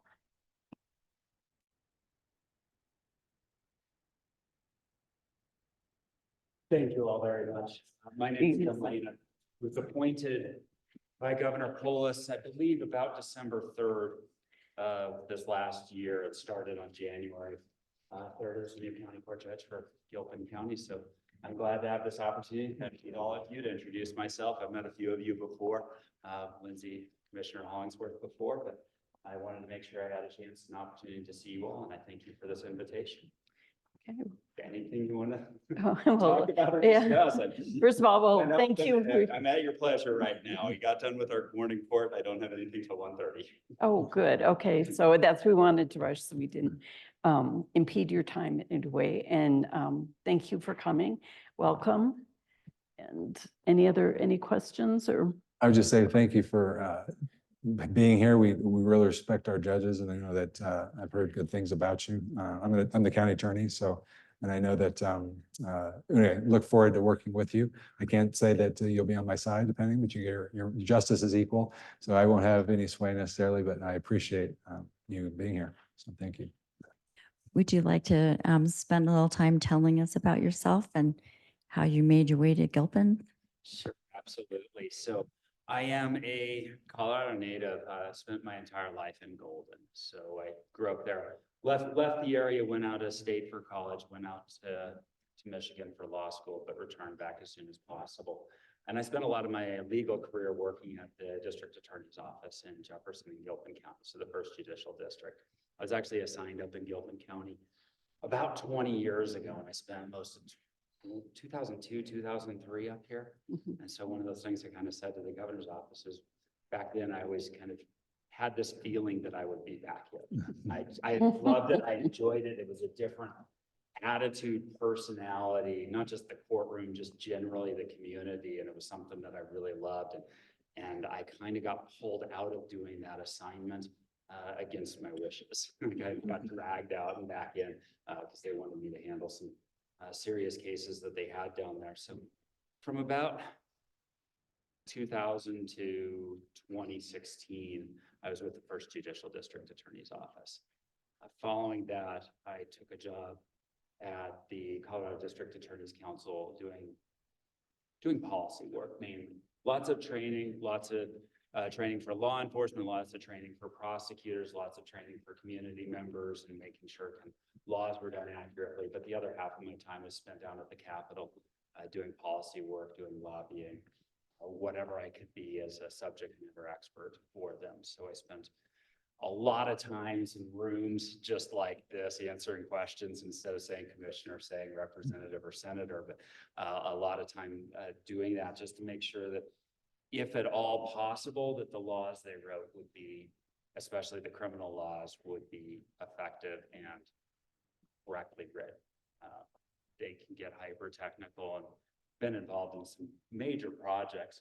You might think that from that position that might lean one way or another, but the vast majority of my time was actually spent on reform projects that maybe the most hard line law and order folks maybe didn't always agree with, but we knew it's coming and there was good reason for certain reforms in the system. And so a lot of the time was spent making those reforms. Some of the larger projects is working on police accountability, working on the misdemeanor and the sentencing reform bills in 2020 and 2021 to try to more accurately reflect into the research on sentencing and what does work and what doesn't work, what does provide better community safety, what doesn't. It's not always the longest sentence that makes the community the most safe. It's other things. So that was a lot of my work there before this. But coming here as a judge, it's a very different experience than doing that type of lobbying work. Instead of being behind the scenes and kind of being there, this is the more practical. This is the actually dealing with individuals, and really excited to be back into that. I really loved what I did down at the Capitol, but 7 years of that was probably sufficient for a career. And being back to dealing with individuals in the courtroom is, it's been a great experience for me. I've been very happy with what's gone on. It's been very welcoming. Everybody's been very welcoming. I love that. Got it. Moved in the community. My family and I are fully here now, which is great. always wanted to be further up in the mountains. So I'm thrilled to be here. Trying to think if there's anything else I can give you. I mean, there's lots of other little things I can tell you about my background, but those are the most relevant and for what I'm doing and why I'm here. I chose Gilpin County. I did not choose other places. There was opportunities to apply in Jefferson County or other places. And I wasn't looking at those jobs just because of my experience here. And I was thrilled to come back, almost 20 years later and see that as far as the courts went, not much had changed. And that's a positive, not a negative. Okay. That is an absolute positive. The attitude, the culture, the feel of everything and how people act and how people respect each other it's just tremendous to see. Oh, good. That's good to I hear. did pick up on a comment you went to Michigan and then you hurried and came back. I'm from Michigan originally, so was it the weather that made you come back? It might have been some of the weather. No, I never intended to leave. Michigan's a great law school, and I just wanted to get to a school that kind of had that kind of national reputation, but wasn't limited to an area. A lot of schools, if you go to the big name schools out east, you're almost forced into the New York, the Washington community. Michigan's a very national law school, but I did only make it through 2 years in my 3 years of law school there. I got a special exemption for personal reasons to do my 3rd year at CU as a visiting student for wife and family. So my degree's from Michigan, but I did hurry even faster than you might think. Michigan has 2 beautiful seasons and 2 not so great. And it's a great time. Where are you from? I'm from Western Michigan near Grand Rapids. I was just going to say, you know this about Gilpin, but we're a small county, so the jury pool is small. So look around the room because you'll see these same people cycling through. I will see that, that's one of the things that's interesting about this community. I mean, it's what, 6,200 people that are out here. And I know judges in other communities that have the same level of crime, the same number of cases. And those are like one that's very similar is Delta County. A friend of mine goes there, is a county court judge there. And they've got 35,000, I think, constituents, people that live there. And it's due to the casinos, it's due to the, people want to come up here and recreate. And so the population does not necessarily match up with the number of people that are here. And I know that, and that's something we're working on. One of the things I'm working with the courts on is we're a little short on jury trial dates. We've got too many cases packed into too small. We've had some cases getting dismissed for speedy trial reasons, which is the opposite of what anybody wants, defendant or the people. And so I'm working on trying to get more times court dates without imposing too much on the jury pool. And if that's calling less jurors in for each jury date, which might be the solution, runs a risk of mistrials if we run out of jurors, if there's reasons, but I don't want to. I know that everybody kind of comes through every year, and I remember that from when I was assigned up here. It is an imposition. So I hope it's not going to be too bad. Just so you know, years ago, this was discussed because for that same reason. And they were just discussing a change of forum, sending it down, to other jurisdictions. And that didn't go, but that was one thing I know the courts were considering. And they were informing us kind of some of that at that time what they're wanted to get thoughts from other attorneys. But yeah, no, I know it's a burden, but also I don't know if everyone thinks it's a burden, but I know we get disproportionately folks on these juries. So yeah, all kinds of. I lived for 48 years in Jefferson County, did not get called once. Wow. Once to a municipal court. So I know that's not going to happen here. I know I'm going to get called just like everybody else, and we're going to figure out how that goes when that happens. But yeah, there was some discussion with district court cases, especially with COVID and going down there. Sorry. There's both a positive and a negative. I mean, the jury system is just an incredible way for the community to be involved in actually how laws are applied. And you just see that every time I've done jury selection up here, you just see that the folks that are on the jury here have different views, have different thoughts on a lot of issues that are relevant here and only here. not the least of which is casinos, certain traffic issues, things like that. And once you get to shipping cases off to a different venue, you don't have that same experience. You don't have that same kind of knowledge backgrounds. That's why I believe it's so important to keep the community involved. And I would love to sit on a jury. I just don't think it's going to happen. I might be one of the only ones in the room, but I would love to. Yeah. You're the first attorney they pick. Usually attorneys are not welcomed to be picked, but hey, if we need you, need you. It has happened before. Judges have made it on juries before. There's a special process done. Okay. So the other jurors didn't know. I had jury duty, I believe, just about 6 weeks ago. So I was there.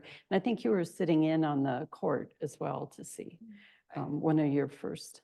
But it's interesting that people do show up when they get their jury summons here in Gilpin County, because that's nice that you always hear in other counties where they have to send a sheriff to a post office or some gas station to start bringing in jurors. Well, here, I noticed it was a packed jury room with everyone showing up.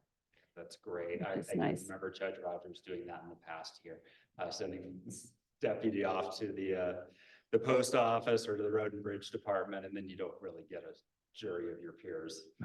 There's a story of him doing that and everybody showing up in their road and bridge uniforms. He asked, do you know anybody else? Yeah, you know. Of course I do. Yeah, the last trial I did, I think we had 53 people that showed up, which told me, and that was the day before the snowstorm. And we were actually thinking we were going to have to cut off the jury trial at 3 o'clock because that's when the county offices were closing. We actually, because the storm slowed down, we actually made it all the way through the trial, got it all the way through to verdict before 5 o'clock. But the fact is that many people showed up on their summons the day before that storm is incredible. And it also gave me that reinforcement for the belief that I can maybe summons less people per jury day, because we didn't necessarily need that many. That was an incredible turnout on the tough days. I'm glad to see that. I hope that lasts. That's good to hear that people are taking their jury duty seriously. And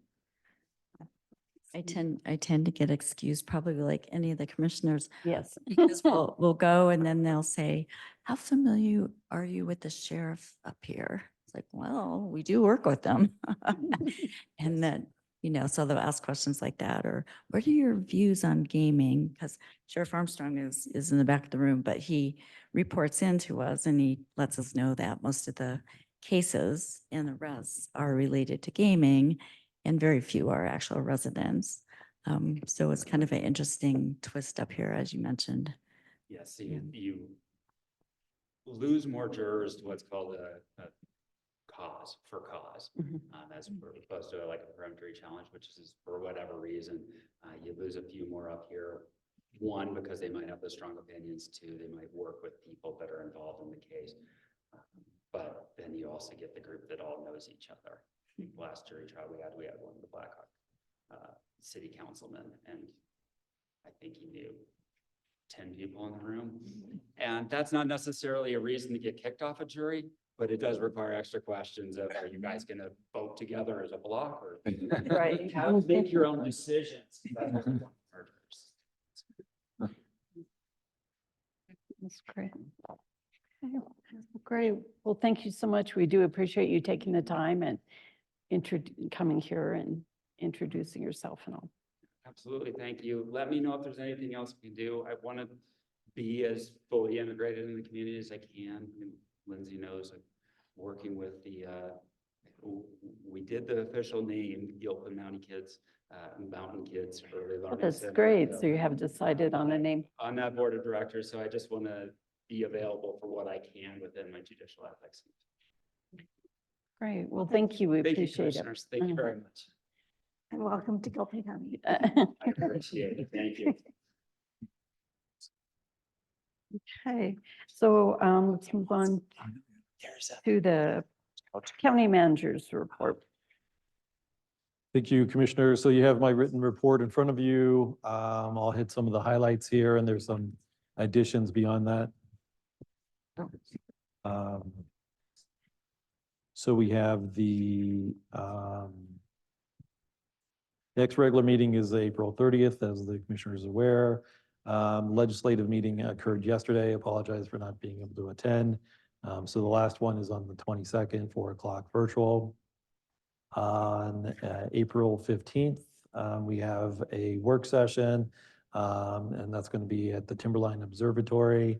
And it's going to be addressing all things Rollinsville, the train, cistern, fire protection, parking development, infrastructure. Need confirmation on exactly how you would like that set up. It is my understanding the board wants this as a work session, so it's going to be really led by staff talking about kind of the highlights of these various elements. Obviously, the public is able to attend, but generally in these work sessions, the public would not be able to engage in the work session. On April 16th, we have our regular work session. That would be in this room at 9 in the morning. The topics that we have in place for that are South Beaver Creek Road improvement, the status of that, public works calls schedule, plow roadway classification, budget update for 24, as well as the actuals for 23, as well as a discussion on the 2025 budget process. Policies, the policies at this point would be letter of support and contract management. Mr. Bauer's been working with the legal team on the contract management, and specifically with that, they believe procurement would be a good time to bring back some clarifying elements with the procurement policy as well. That evening on the 16th, there's the Belvedere tour at 5:30. I sent an invite to the board if they're able to attend to see the progress on the Belvedere Theater in Central City. The other work session dates are there for reference. What the topic will be is to be determined. IT specialist position, we are opening that back up. So we're starting the process new to find someone to serve in that role. But we have released the IT RFP. So that has been released publicly. And we are going through that process of finding a consultant to support our IT services. I believe it was released late last week, or I believe it was late last week. Building plan review, inspection services, the town hall is going to be here in the courthouse on May 8th, Wednesday at 6 p.m. Public has expressed some questions, concerns regarding the building inspection planning services. And so it's an opportunity for them to come in and address the concerns directly with the consultants and the community development team. Again, it's a public meeting. The last listening session for all the departments were completed in the last 2-week period with the sheriff's office. So we are going to be looking at scheduling new listening sessions with the departments starting this year. Other areas to expand upon, given the historic wins that we had this weekend, Slash Yard is opening up early, so 2 weeks early. Today, and then from Wednesday to Saturday, from 7 a.m. to 2:30, we're going to be getting the news out on that very soon. Sunday is from 8 to 1. So essentially, we're opening up 2 weeks early, given all the down trees throughout the community. Appreciate the Public Works outreach on that, interest in opening up early. The cost for opening up early is going to be very minimal, which would be offset by salary savings in Public Works. Obviously, there's been a lot of interest and buzz regarding the offer from Blackhawk. At this point, we have not received a response to the board's counter proposal to City of Blackhawk, so we're waiting to hear regarding that. There's also, I wanted to comment, I usually don't comment directly, but I think it's important to address the electioneering discussion here. I think a lot of the comments that were shared was very productive. And with the resolution that the board approved, Resolution 54 on February 27th, which is a unique resolution where it authorized myself as the county manager to approve the electioneering process, which was done on February 27th. My assurance after that, because we received a number of calls where we were going to work through some of the questions and answers to clarify exactly what this meant. And I think this has kind of gone further than we expected it to go. as a result with the electioneering policy. We've been working on a Q&A and kind of a question and answer associated with what it means and what it doesn't mean. That is not done yet. It has been delayed because of, obviously, we're actually still in, I did declare it emergency situation, but there's been a number of more pressing matters. Given the level of concern from the public, I think it's best that I suspend the approval of the electioneering policy since it was delegated to me. So I will be intending to suspend that publicly, and then we will be releasing the electioneering Q&A and working through the specifics and solicit public comment and input. And then at some point, I'll bring it back to the board and and hear from the board exactly what the revisions, what the proposal would be. But I think it's best, given the concern and that the fact that we haven't got any clarifying statements out since February 27th, that we suspended for now. I did make an announcement at a previous meeting that we had no intention of enforcing the electioneering policy until we had released more clarifying documents. And unfortunately, we have not had the capacity to do that. So again, to alleviate the concern of the public and to work through the specifics, I believe it's best to suspend it, and my intention is to do that today. I have nothing more to add on the manager's report. There's the grant update here, where there's a total of 39 grants that are active. Pending decision 10, making great progress on grants. The community engagement report is there for you to see, where there's a total of 161 subscribers on the Gilpin Observer. But we're making great strides on community outreach and sharing all the good work that the county is doing for the public. And I stand for any questions the board may have.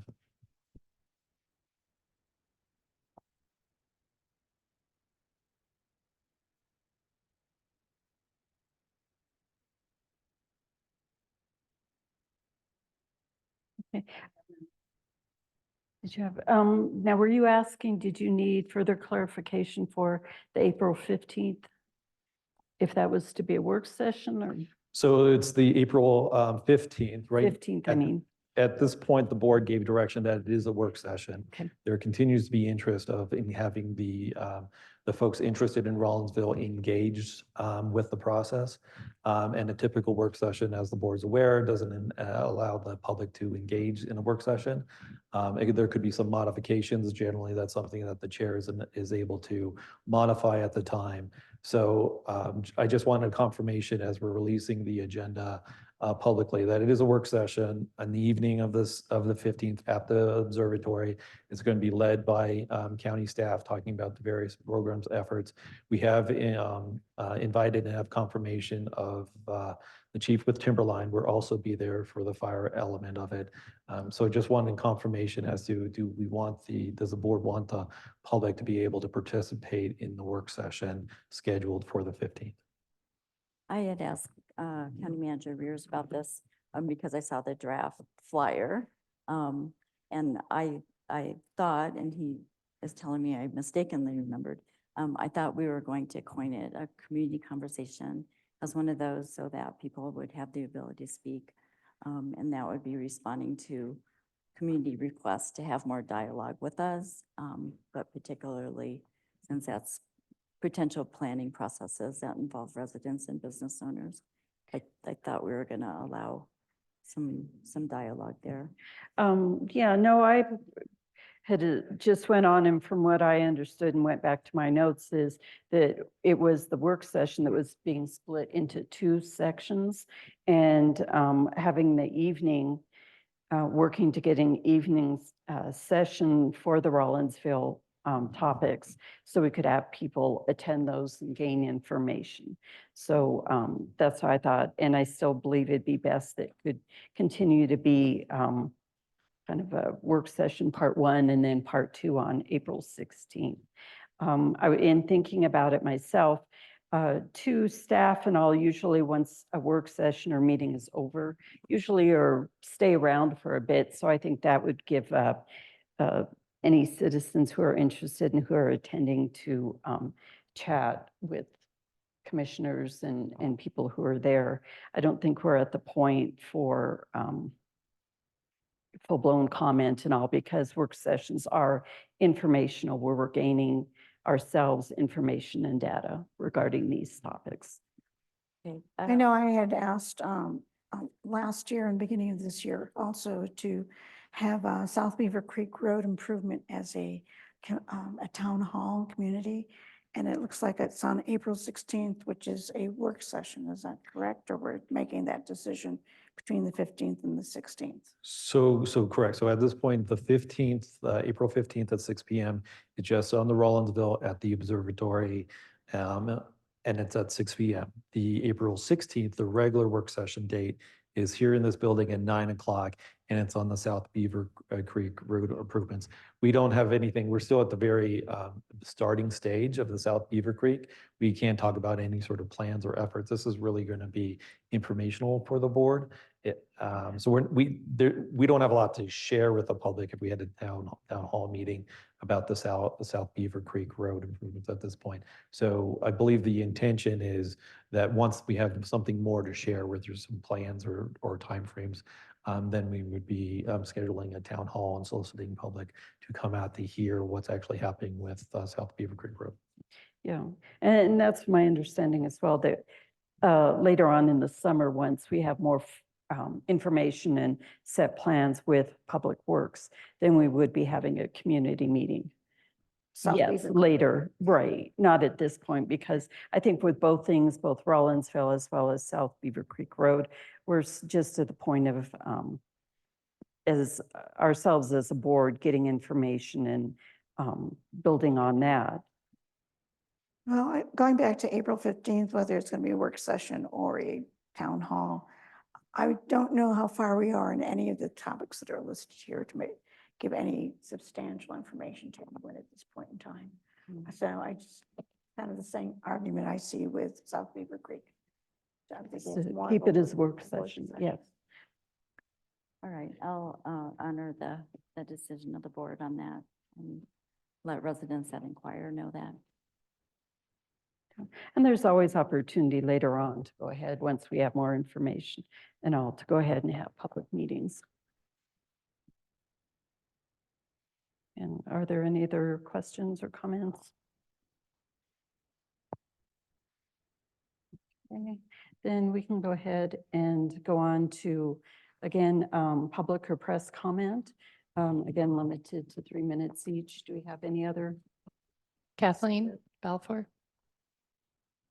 And then has their hand online too. Okay.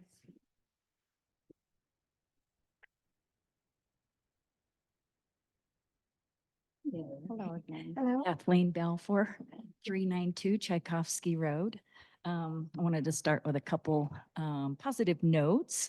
I'm really happy that we have the judge stepping up and volunteering to be on the child daycare board. So that's a very good thing.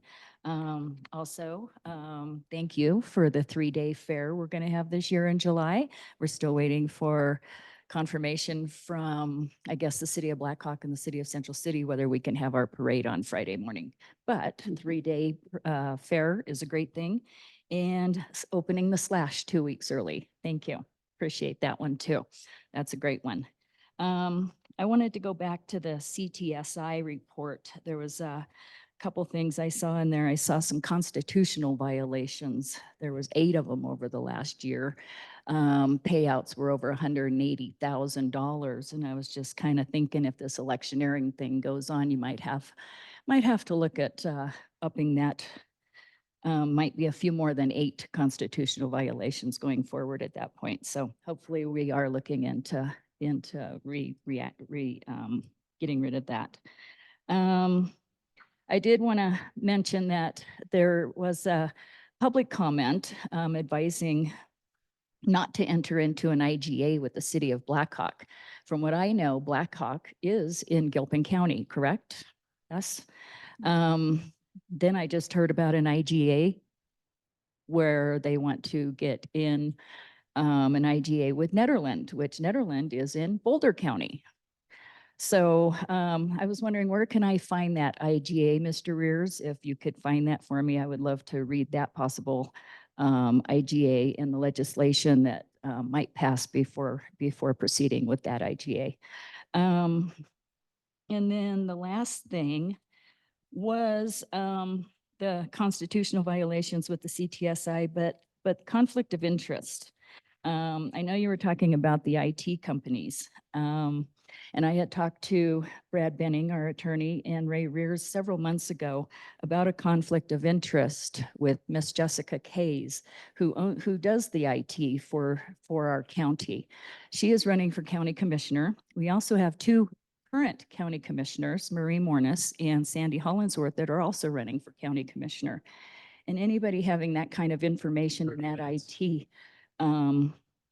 to me, unintended consequences and liabilities could be really big in that factor.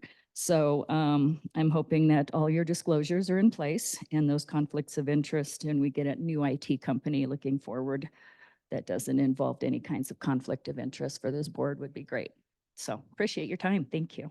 Okay, thank you. And I guess just one online Donna comment. O'Cray Parman. Hello, can you hear me? Yes. Yes. Okay, thank you. Boy, I'm at home now. I was there this morning and a lot of people showed up to discuss with you their feelings about your resolution that was abridging our First Amendment right to free speech in Gilpin County. Thank you, Ray, for your comments just now, stating that you're not going to institute policy until the commissioners consider more ideas regarding the electioneering in the county. But I do want to ask you all, as you go ahead and go forward, to remember our First Amendment rights of free speech. We have the right to wear what we want, say what we want. As long as we're not breaking any laws and hurting people, we have individual rights that our forefathers, in fact, my father himself, fought for. So thank you, Ray. I know I complain about a lot of things when it's necessary, and we really hated that policy. But thank you for saying today that you're going to stop the forward motion of that, stop the rules and the penalties that would be applied to those infringements according to your resolution 2454. So thank you for that. And just remember, as you go forward and you want to make some policy adjustments, don't take away our freedoms at all in this county. Also, please, Ray, I'm asking you publicly now to remove the final sentence in the employee handbook governing political activity, and do not let government employees campaign on the job, which is essentially what happens when people ask questions and those on the government paychecks are able to give opinions. What they consider to be factual are not always factual.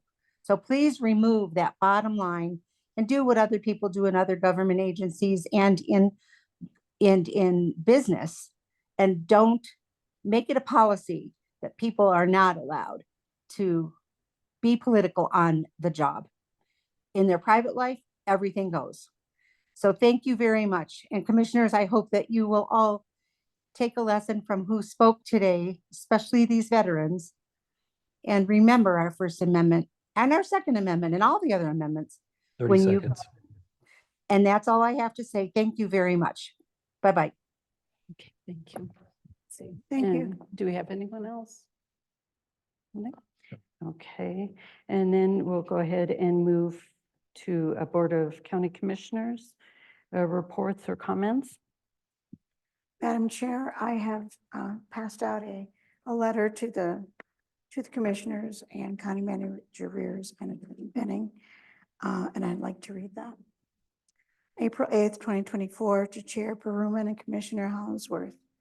I request that Resolution 24-54 electioneering policy be rescinded at the next BOC meeting scheduled for Tuesday, April 30th, 2024. Commissioners Hollinsworth and Mornis state stated the desire to recuse themselves from voting on 2454 due to the fact that both commissioners are up for reelection in 2024 and may be considered a conflict of interest. It was my understanding that the vote taken was to transfer the implementation of the existing electioneering policy to County Manager Reyes, not to approve any changes to the policy. The request to rescind is important because changing a policy in an election year raises the question whether there is any attempt to interfere in the election campaign process. I suggest that the Board of County Commissioners with Attorney Benning input decide the best way to address any changes to the existing electioneering policy in an appropriate manner. I therefore am giving a due notice of my request to the Board of County Commissioners to rescind Resolution 24-54 electioneering policy. Regards, Mary Mornis, Commissioner District 1. Do you have any other? Did you want to report on your meetings you've attended? Time? Meetings that I had was, upcoming meetings will be on April 11th. I'm going to be attending Hot Topics for Community Hot Topics with Dr. Cog in Denver. And I attended a listening session with the sheriffs, and that's all I can remember. Okay. So I wanted to also comment. I was listening to everyone's comments today, as we do. And I know that there were several that were regarding the Blackhawk proposal. And today was the day that was given to us. I don't know why I'm holding this up. Today was the day that was given to us as a potential response date. But I just want to mention that in the interim, anyone that is not familiar with both sides of the story can go to our website or our Facebook and see what was actually presented from both jurisdictions. So I would encourage you to do that. But I did have some questions during this time period. And when I was able to explain to people who are not as familiar with the limitations and the nuances of county government and budgets, they understood why there were terms in there that we couldn't agree to because they're not in our power. So I was glad that people were asking questions for clarification. It also, I guess there is somewhat of a sentiment out in the community that maybe we're not partnering with our cities. And I do know that getting information out in the public has been a challenge the whole time I've lived up here. So we are working on that more with our community engagement officer. But it made me go back and think about the things that we are partnering with Blackhawk, Central City, and other jurisdictions. And some of those I wrote down. So the Blackhawk, Central City, and Gilpin are working on a housing needs assessment, and they're all involved in that. And then our public health, which serves the whole county, did receive a supply of Narcan and provided Narcan to Blackhawk in that partnership. Then we're talking with Central City, and they, for years, Gilpin has asked the cities to meet on a regular basis and just never comes together. And so now Central City is meeting with us quarterly. So some of the things that we've been talking about meeting are housing in their city, being part of that housing authority. And then we've been talking about just land use in general, since that falls to the county for our jurisdiction.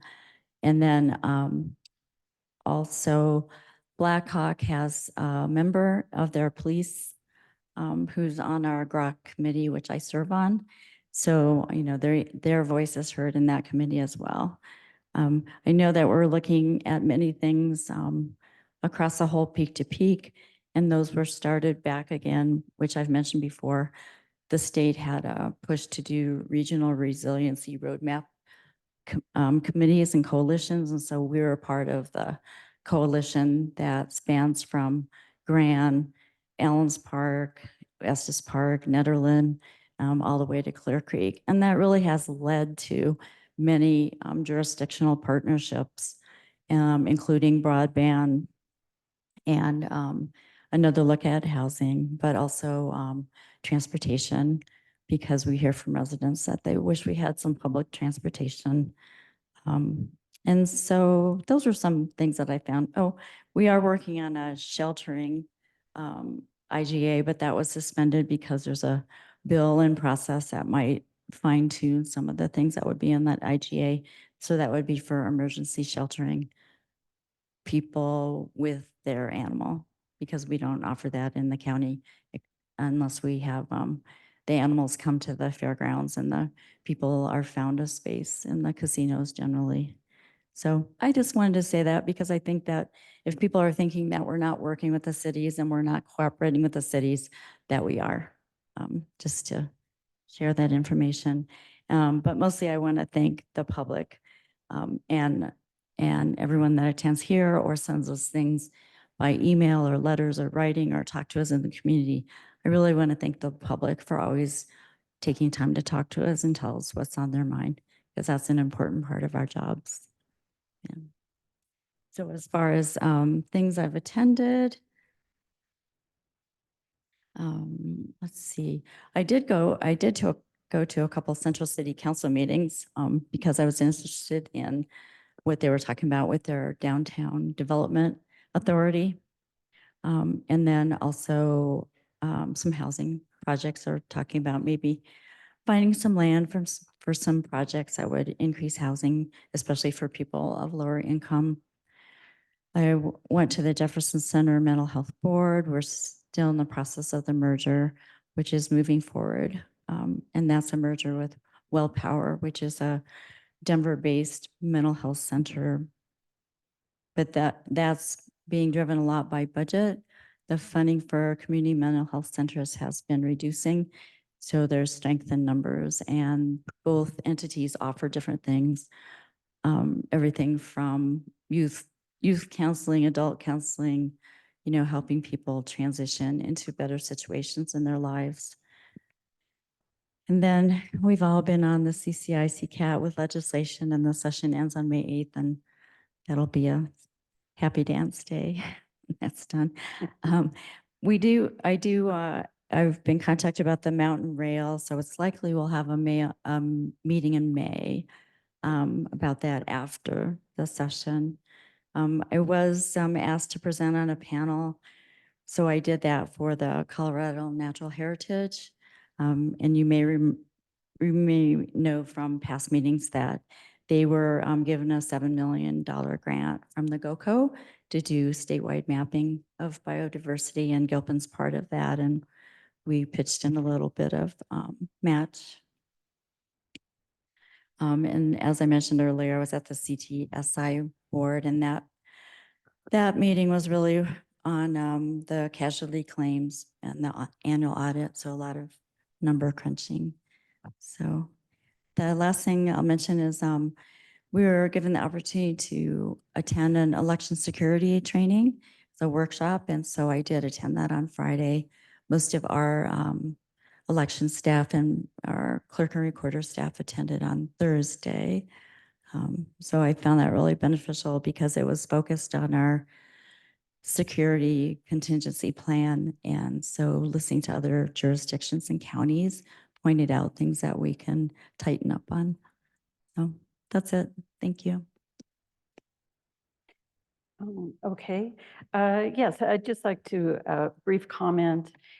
First of all, I know Kathleen Belfour mentioned 8 constitutional violations were on CTSI's. She's looking at the pool information. So that's the pool, and you can clarify with Dana, but Gilpin County did not have any, so that really didn't relate to us. Also, Commissioner Hollingsworth mentioned that we do have quarterly meetings, or working with those with Central City, but we also invite Blackhawk to attend those with us. And so we're in process and try to keep that door open. As of yet, they've declined, but we still hope that they would come. And so all three of us, the county, Central City, and Black Hawk, we can all discuss housing authorities and other issues too, because it's a benefit to all of us in the county if we all work together. Then as far as meetings and all, I've been busy with CCI and CCAT legislative session meetings, as well as some of the different steering committees. Did attend the Sheriff's Department listening session as well with the other commissioners. Also had an executive meeting with the Triad and Bright Futures as well. To go on, and let's talk about the notice of public meetings coming up. April 15th, work session at the observatory, and I believe that starts at 6 p.m. April 16th, the work session here at 9 a.m. And then also there'll be the Belvedere tour, which we've been invited to attend, and that starts at 5:30. And then we will have the Board of County Commissioners regular meeting on April 25th. And that again starts at 9 a.m. here in the council session. No. So correction, Oh, what are we it's doing going to that? be April 30th. Oh, April 30th, was I'm sorry. pushed back. I've forgotten. Okay, Madam- and so that's it. Madam Chair, I wanted to bring something up. I'm sorry, I'm a little out of order. I had it on my list. When we had the listening session with Public Works, they brought up the need for a culvert crew. I guess I used to have one in the past. They haven't had one. And if we were to approve funding for a culvert crew, it seemed like we might do that sooner than later, because if we wait till budget time, a whole nother year will pass by.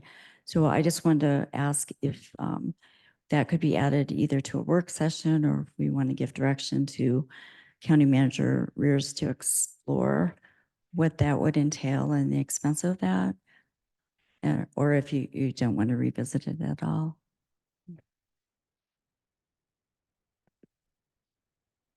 I guess we could go ahead and see what the potential expense might be of a separate culvert crew, especially we're coming into that season. But again, there's staffing considerations as well to look at that. If you want to go ahead, and then we can go from there as far as seeing about scheduling it as a work session topic. Yeah, I think the April 16th is quite full. Work sessions, something I need. So be looking at May 21st then?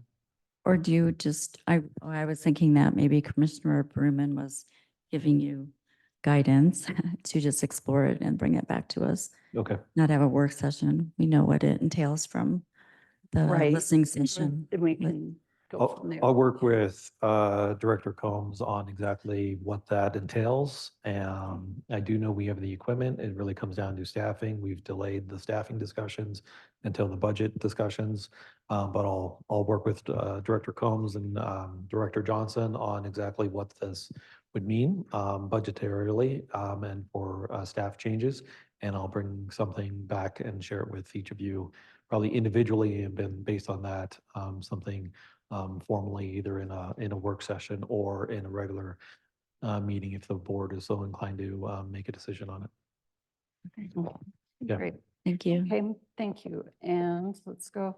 We'll now adjourn the Board of County Commissioners meeting. It is now 12:07. And thank you. Thank you.